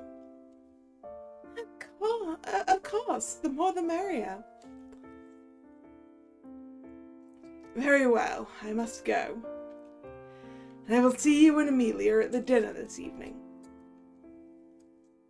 Bye, Maximilian. All right, I also need to get going. See you all tonight. Bye, Lucien.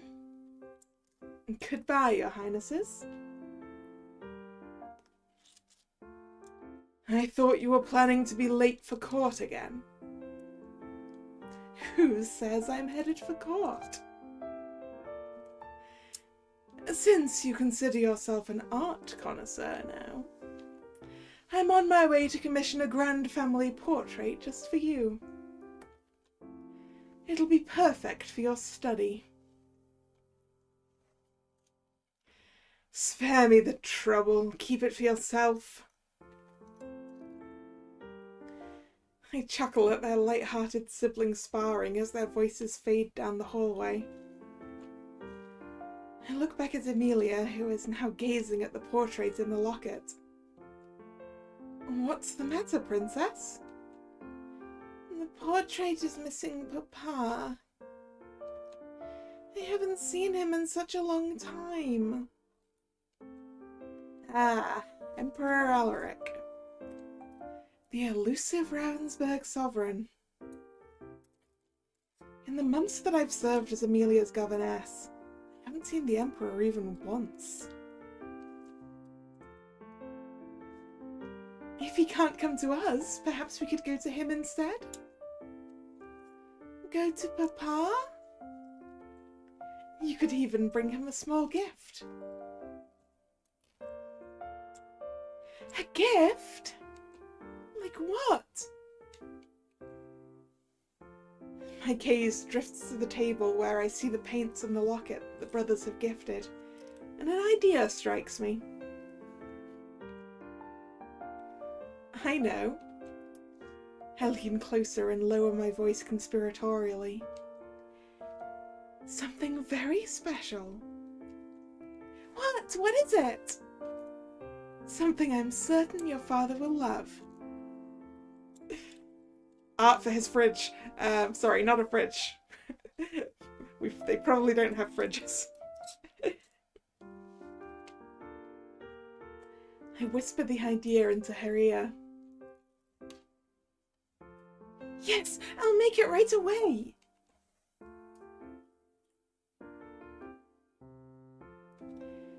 We head down the long corridor toward the Emperor's chambers. Amelia skips ahead, her excitement evident. My heart pounds with a mix of trepidation and anticipation at the prospect of meeting the Emperor. Well, yeah, you're right. If they do, it's in the kitchen. That's true. What's he like?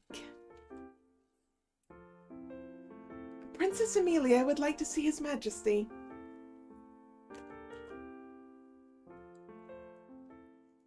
Oh, she didn't get turned away. That's a good sign. I find myself holding my breath as I gaze upon the mighty Emperor of Ravensburg. He is regal and magnificent, yet his presence has a jagged edge that makes people uneasy. It's hard to believe that I share the same air with the mastermind who reshaped the continent. A movement in the corner of my eye catches my attention. It's Nerissa. I beam at her and she returns the greeting with a small nod. Amelia lets out a small gasp of joy and skips forward, her skirts fluttering as she heads straight for her father. Papa? What is it, Amelia? I made you something. Oh! Oh, I knew it was going to look like that, but... Oh.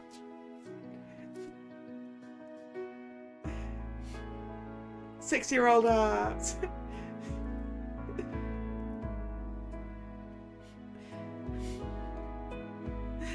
Adorable. It definitely looks like crayons rather than paints, but...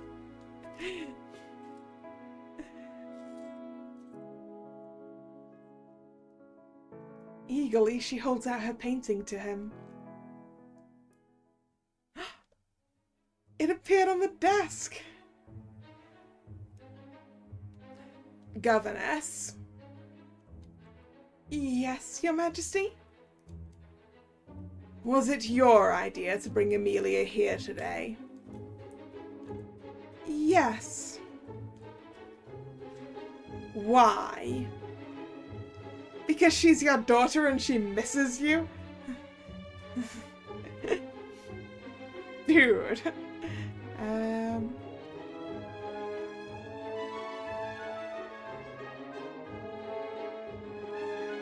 Yeah, because she wanted to see you. It's the princess's birthday and she had missed you. So I thought it would be a good time to show you her progress. If I wanted to see my own daughter, I would have summoned her. Instead, you interrupted my work, using her birthday as an excuse. And this painting. Maximilian had mastered swordsmanship by the age of 8. Lucian debated philosophers by the age of 9. She still has far to go before she reaches the level of refinement expected of an imperial princess. Is it not good? It's acceptable. For a common child. If that's the future you envision for yourself. So you are the result of my son's decisions. I had questioned their choice. Your background is unremarkable. Your accomplishments are modest. Still, I assumed they saw potential that I had overlooked. Clearly, that was a misplaced gesture of good faith. So now I am correcting it. Effective immediately. Oh no, I'm going to lose my position?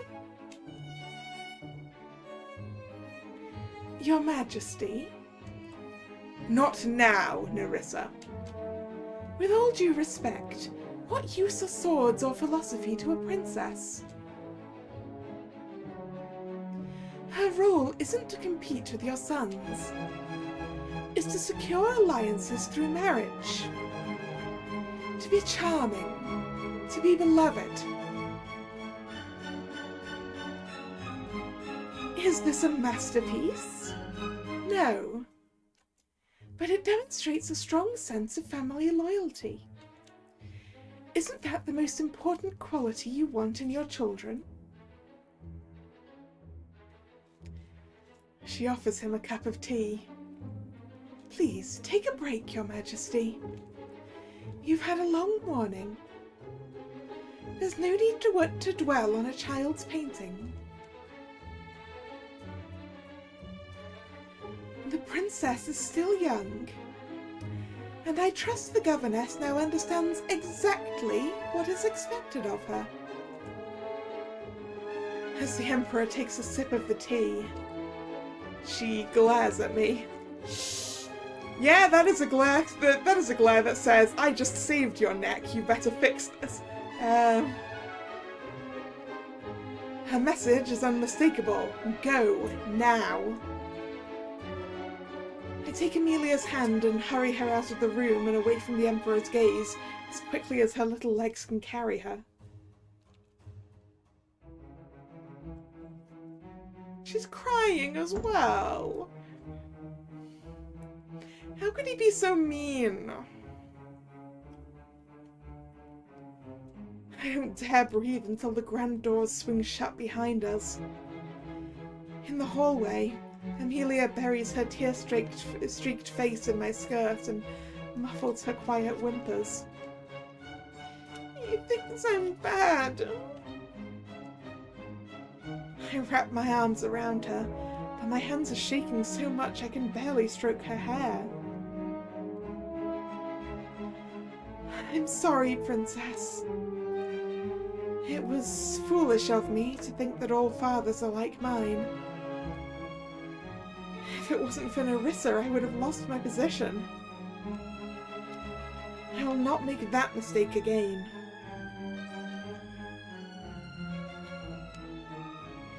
Once the adrenaline has faded and my trembling has stopped, I reach out and brush the tears from her cheeks. Come now, little princess. Let's get you cleaned up. And get you looking your best for the birthday banquet this evening.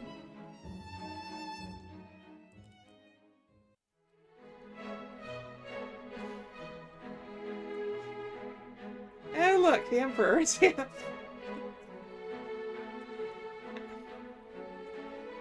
The imperial families gathering in the dining hall is a sight to behold. All of the Empire's most powerful figures are in one room. Let us begin. Amelia, I hope you continue to grow in wisdom, beauty, and grace. And prove yourself worthy of the Windrake name. Thank you, Father. He cuts into his meat and the rest of the family follow suit.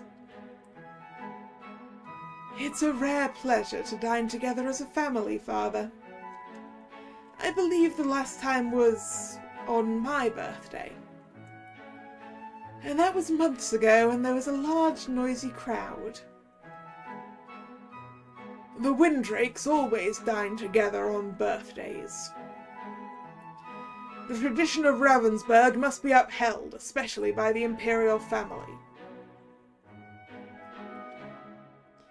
Of course. Traditions. Lady Victoria, have you been visiting the palace often since the engagement? Yes, Your Majesty. I come here almost every day. The palace gardens are just as lovely as I remember them from my childhood. Good.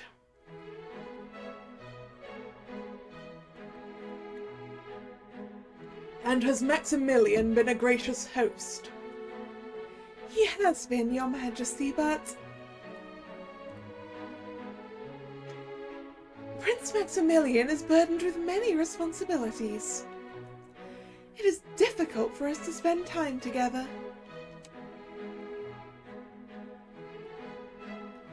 Is that so?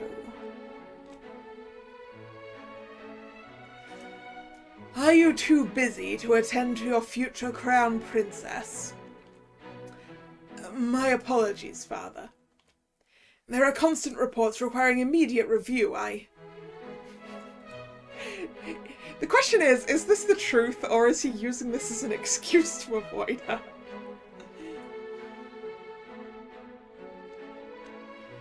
A prince who cannot manage his own household cannot manage an empire, Maximilian.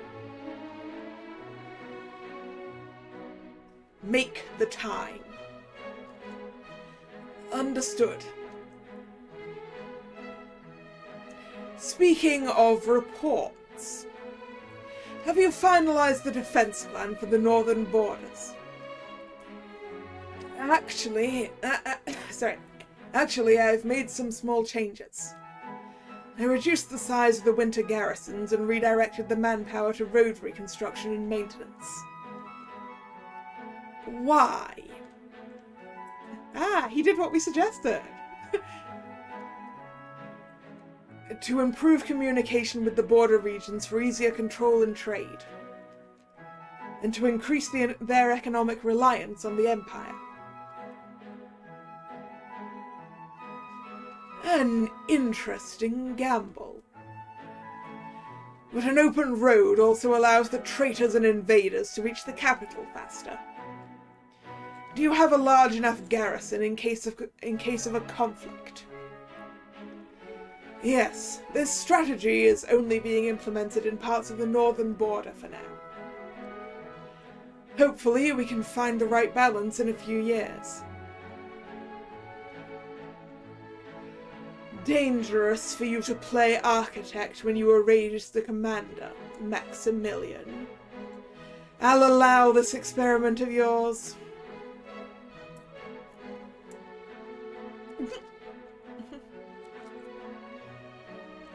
What's the latest on the negotiations with the Pembrokes?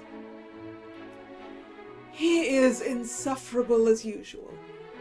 He believes he has leverage because his terrain has most of the raw materials needed for our reconstruction. Then make him believe that he will lose those territories if he refuses to cooperate. Only settle on a favorable compact. Yes, Father. Father, Do you have a suggestion for the Pembroke taxation dispute, Amelia? No? Then listen and learn. Yes, Father.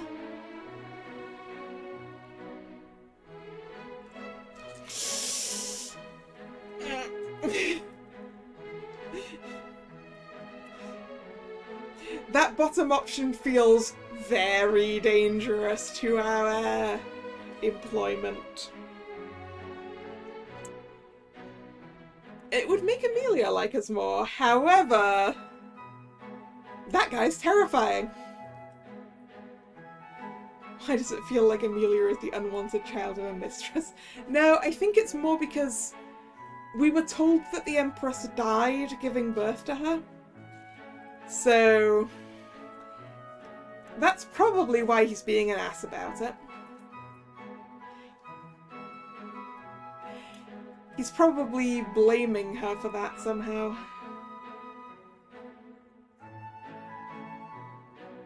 Your gut says speak up and your mind says quiet.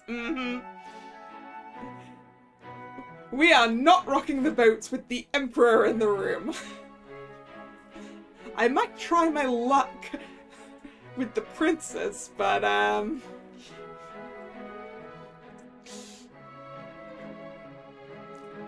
they dine in silence. The only sound is the faint clinking of cutlery against porcelain. The tension is thick enough to choke on. Once the main course has been cleared away, the Emperor puts down his cutlery. I need to speak with the Grand Chancellor. Continue the dinner without me.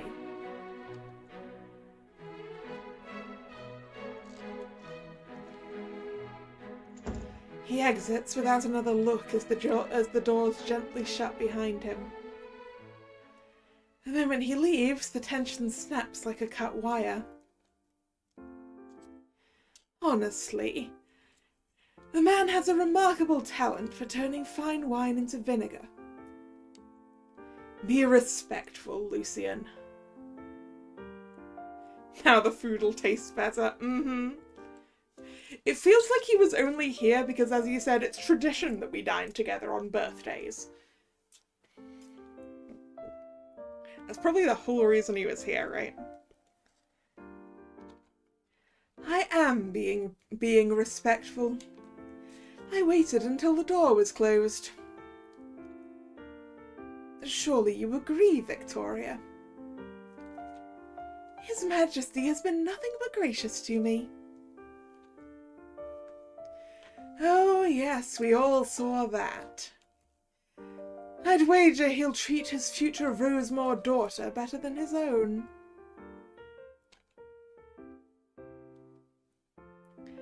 Lucian, that was uncalled for. And you're distressing Amelia. She rises gracefully and takes a large velvet box from her maid, then steps to Amelia's side.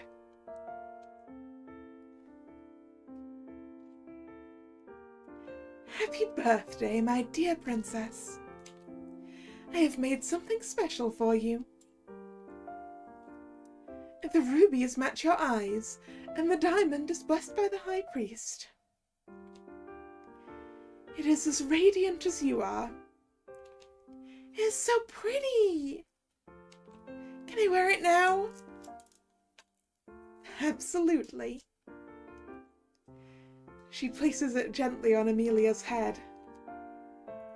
There. It fits perfectly. Oh, it's so heavy! And you look beautiful. It matches her dress, too. You've always had a weakness for shiny things, Victoria. Yeah, you've always had a weakness for things that won't yield. Won't yield? No, no, resistance is merely an illusion. It only makes the conquest more thrilling. Amelia seems tired. Perhaps it's time for her to retire. Princess? Governess Montclair? Come join us at the table. Oh, I couldn't possibly. Of course you can. With Father gone, it's just us. Make yourself comfortable. Where would you like to sit? Griffin will bring over a chair.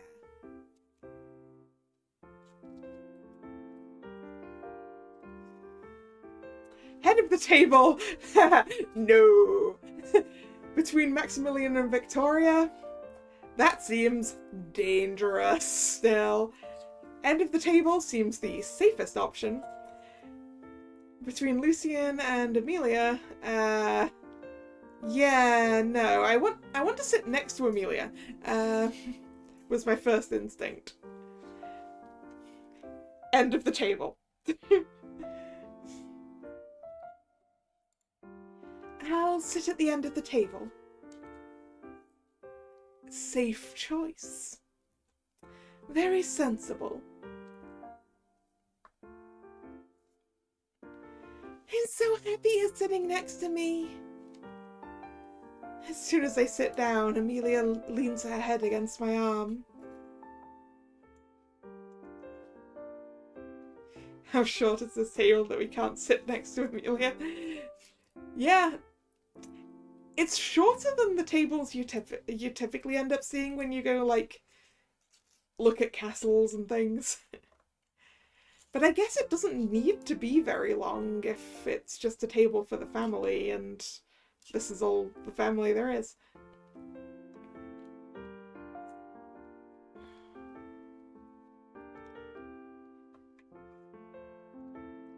I gently smooth her hair. So, has the Imperial Palace lived up to your expectations? The books I've read barely do it justice. The food is wonderful, the rooms are comfortable, and the palace grounds are breathtaking. Each day brings a new adventure as I discover hidden corners of the gardens. Excellent, but have you discovered any hidden passageways yet? Hidden passageways? Of course. No palace would be complete without secret tunnels. Yeah, but typically those are the sorts of things that you're going to find that start in the rooms of the royals and exit to somewhere where they can escape quickly, right? In the event of invasion. So if I find them, it would be not a good idea to go in them. They're hiding in plain sight. I mean, the secret passages could also be servants' passages, actually. To let servants move around without being seen.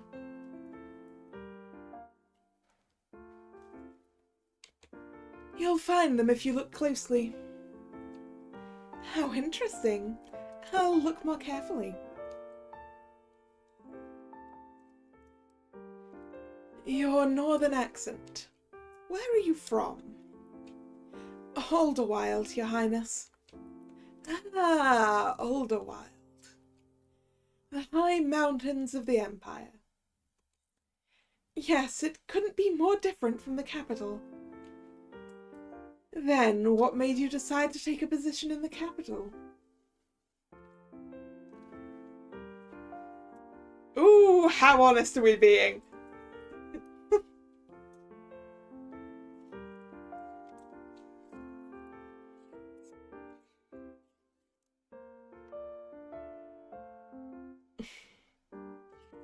I mean, I don't think the first option there is a good idea. I want more money. Would typically be a fairly honest answer. And would probably be a believable lie.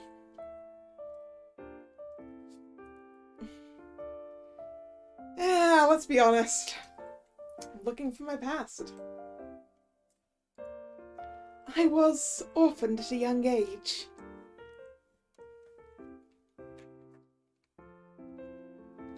So I came here hoping to discover who my parents were. I'm sorry to hear that. Were they from the capital? Truthfully, I have no idea where my family came from. Is there anything we can do to help? That's kind of you, Your Highness. But you've already helped me a great deal by hiring me. Regardless of your reasons, we're happy to have you as our governess. Alderwild. You know, I've never been there myself. Have you been there, Max? Don't call me Max. But yes, I passed through it a few years ago. I remember the Crown Prince marched his army through Alderwild on his way to conquer the Pembroke Kingdom 3 years ago. When victory was declared, Alderwild was drunk with celebration. After a century of border skirmishes, peace was finally established, and the Kingdom of Pembroke became part of the Empire. Good grief. Is there anywhere in the Empire you haven't been? Not many. So then, what's the most beautiful place you've ever seen? Drakkenberg, the capital. Really? Nothing beats a place like home. I'm the opposite. If I had the time, I would travel all across the Empire. I suppose I wouldn't mind travelling a bit, once things are more stable. Governess Montclair, what kind of hero would you rather travel with? A mysterious rogue? Or a brave knight? Oh, the knight for sure!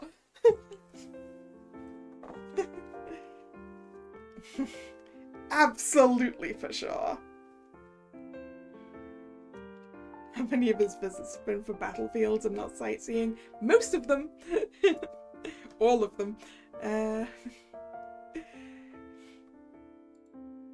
That one is easy. A knight comes with a sword, a purse of coins, and a horse. Very practical for travelling. How predictable. Oh, come on. Did you really expect any girl to turn down the chance to snuggle against the steel breastplate of a knight? Sturdy, solid, unyielding. Someone's blushing again. My mistake. I should have seen that answer coming.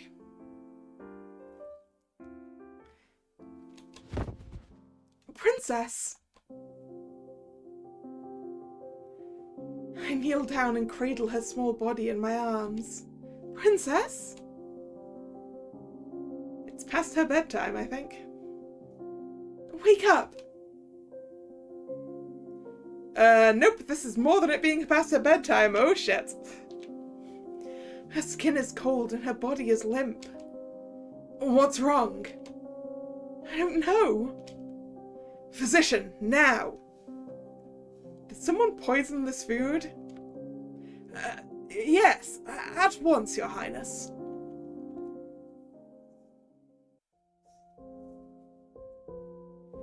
Amelia's bedroom, which is normally fragrant with fresh flowers, now reeks of burnt herbs and smelling salts. But the most pungent scent of all is the heavy, gnawing dread that fills the room.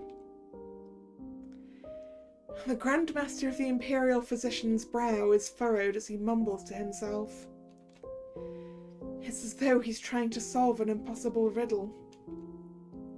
Enough silence! Update. Your Highness, I'm sorry to say this, but I suspect poison. Yeah, that's what I thought. Damn it. Poison? Impossible. All of our food is rigorously tested by poison tasters, and today is no exception. Poison tasters are adults. They may have more tolerance than a child. Also, some poisons enter the body through skin contact or inhaled air.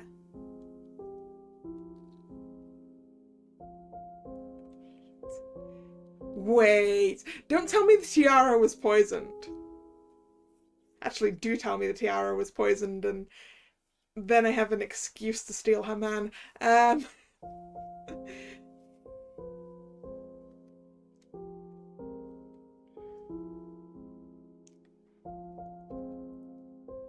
identify the poison immediately.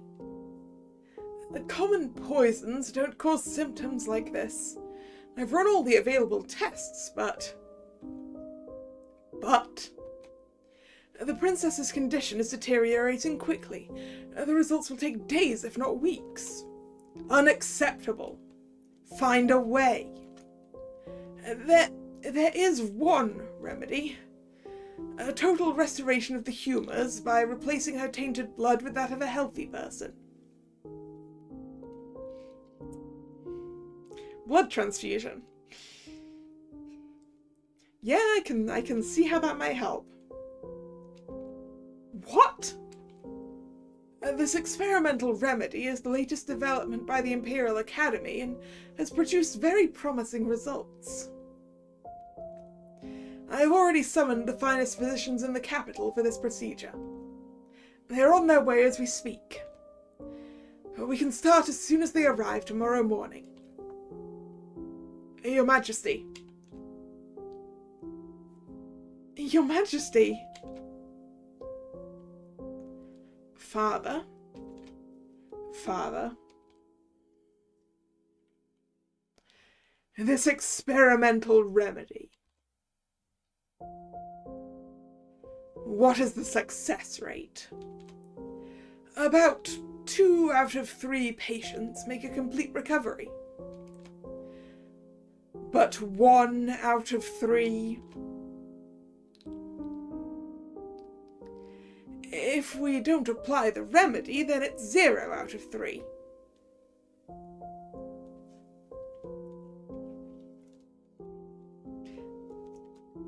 I wonder if, like, the majority of people they've tested this on have been of the same blood type, except that 1 in 3. And that 1 in 3 just rejected the blood or whatever.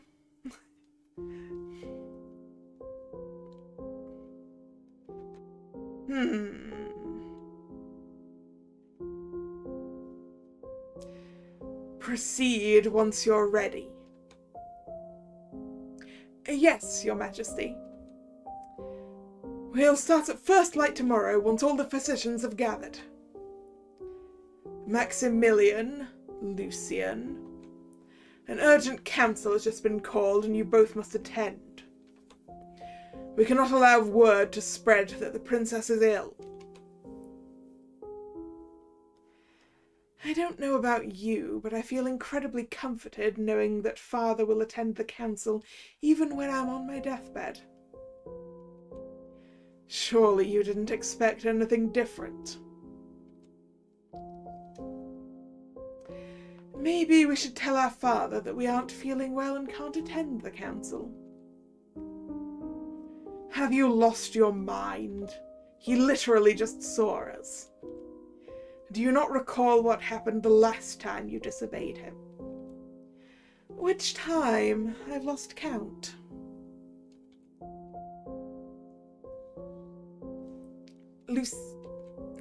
Fine.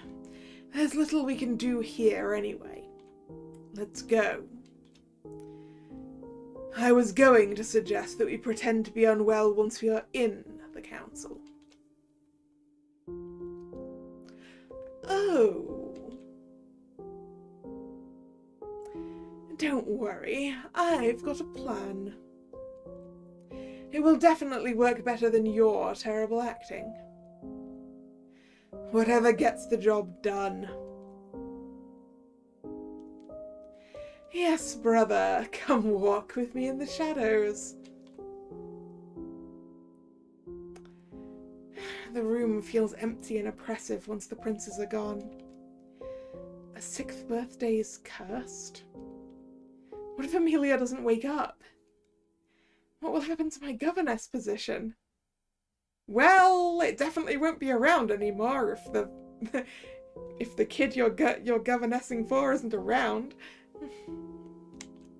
What about searching for my family?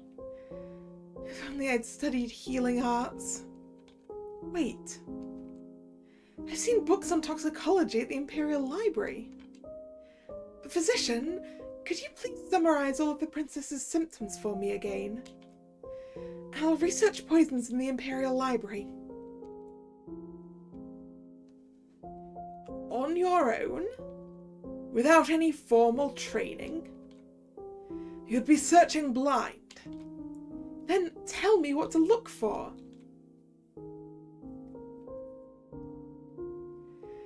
Gather every reference on poisons. Then check for the following symptoms. Sudden fatigue, yellowing of the skin, and dark speckling beneath the flesh. Okay, if her skin's yellowing, then there's a problem with her kidneys. So it's a poison that affects the kidneys. And that is all I've got. I don't know enough about poisons.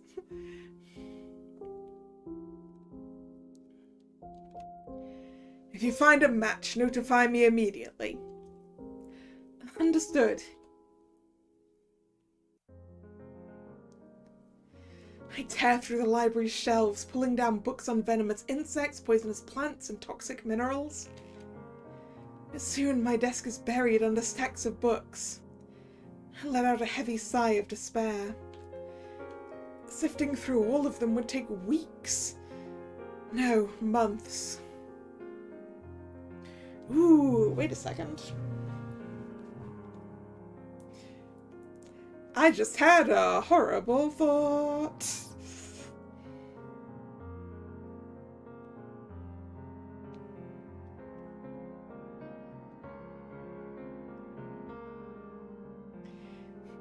Because, like, some paints in the past were made with things that made you very ill.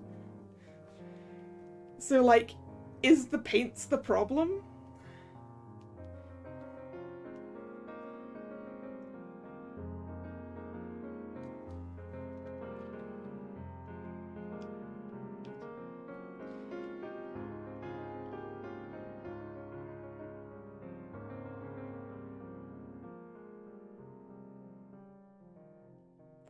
The article I found doesn't want to tell me what what symptoms those paints cause.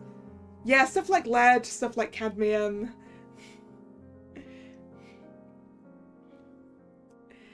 Minerals with beautiful colours, but not good to be touching. Or ingesting.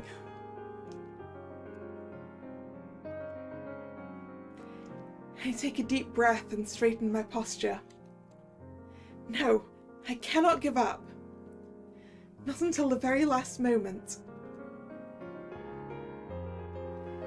The sky is starting to light up, marking the dawn of a new day. Madame Evelyn graciously allowed me to use the library after hours last night. I didn't expect to still be here in the morning. I yawn and my head droops, but I don't stop. Can't stop. The physicians are going to start the experimental remedy soon. I must hurry. I ignore the fatigue and search for the next book. Golden Berries. Many years ago, a boy died after eating a wild berry in Shadowfen Mountain, which is located in a region bordering Pembroke. What colour was the boy's skin before he died? Yellow. It was yellow! I search the bookshelves for books about plants from Shadowfen Mountain, but I find nothing. Just then, Madame Evelyn appears, ready for a new day at work. Madame Evelyn? Oh my goodness! You've scared the living daylights out of me. You're still here? From last night? Yes. Madame, I need your help. I'm looking for books on botany focusing on the area around the Shadowfen Mountains. It's located on the border between Pembroke and Alderwild. Unfortunately, we have no botanical records from Pembroke. In truth, we have very little documentation from that region. It is one of the last territories to be brought into the Empire. Is there anywhere else I might find information on them? Please, it's urgent. Is that why you were here all night? What is wrong? Oh, we should not be telling her. We should not be telling her about the poison. It's secret. Secret. I'm sorry, but I can't help you if I don't know what your secret is. Can't you just take my word for it? I'm sorry, Governess. I trust you're doing it for a good reason. Maybe you could search the library again. With regret, she starts to walk away. Wait!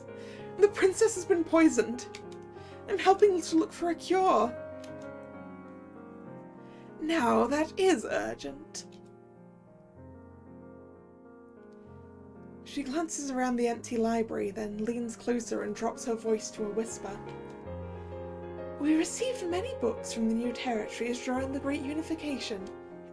All new volumes must first be approved by the Imperial Library's review panel before they can be circulated. Until then, they remain locked away in the Chamber of Whispers, a restricted section. Chamber of Whispers? What other important information is hidden in this Chamber of Whispers? How do I get access? Access is restricted to the panelists. What do you need? I'll have a panelist search for it once they arrive. Time is of the essence. Isn't there any other way? There is one exception. And that's when a member of the Imperial family personally brings you into the Chamber of Whispers. Ah, so we need to convince a prince. Got it. Good luck, Governess. One of the Imperial family, she says. Just me and a prince in the Chamber of Whispers. I might uncover secrets that could reveal the truth about Amelia's poisoning. And I might even discover who my family was. Suddenly I'm reinvigorated with hope. Now, which prince should I ask for this favour? Well, what we're going to do is we're going to look at this and go, haha, yeah, one of those bars is definitely higher than the other.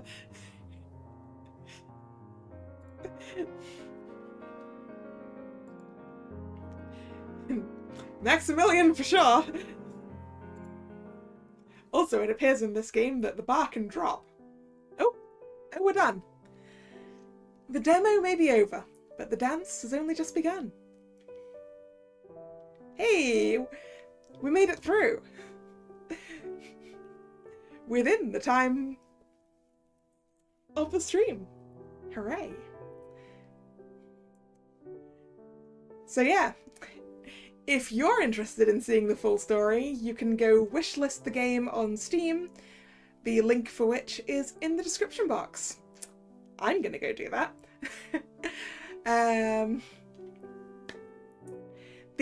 Down in the description box, you will also find a link to the Otome Games Celebration as a whole, so you can go check out everything else that's to offer. There are a bunch of discounts and a bunch of demos. I did some shopping for my Steam library last night. But anyway, thank you for coming. This has been fun. This game is absolutely gorgeous. I want to know what the poison is. I want to know who did it. I want to know if the princess will be okay.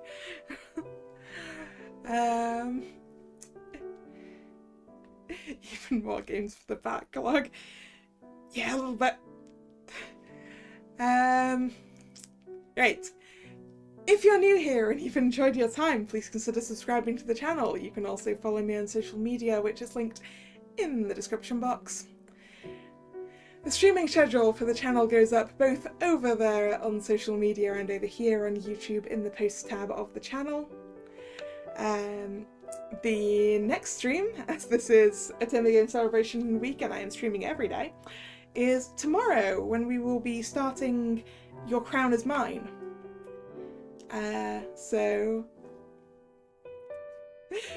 Which kind of feels like it's going to be a similar vibe. Anyway, yes, tomorrow at 7 PM, and I hope to see you then, or another time. Once again, thank you very much for coming, and this is Kalla signing out. See ya, bye bye.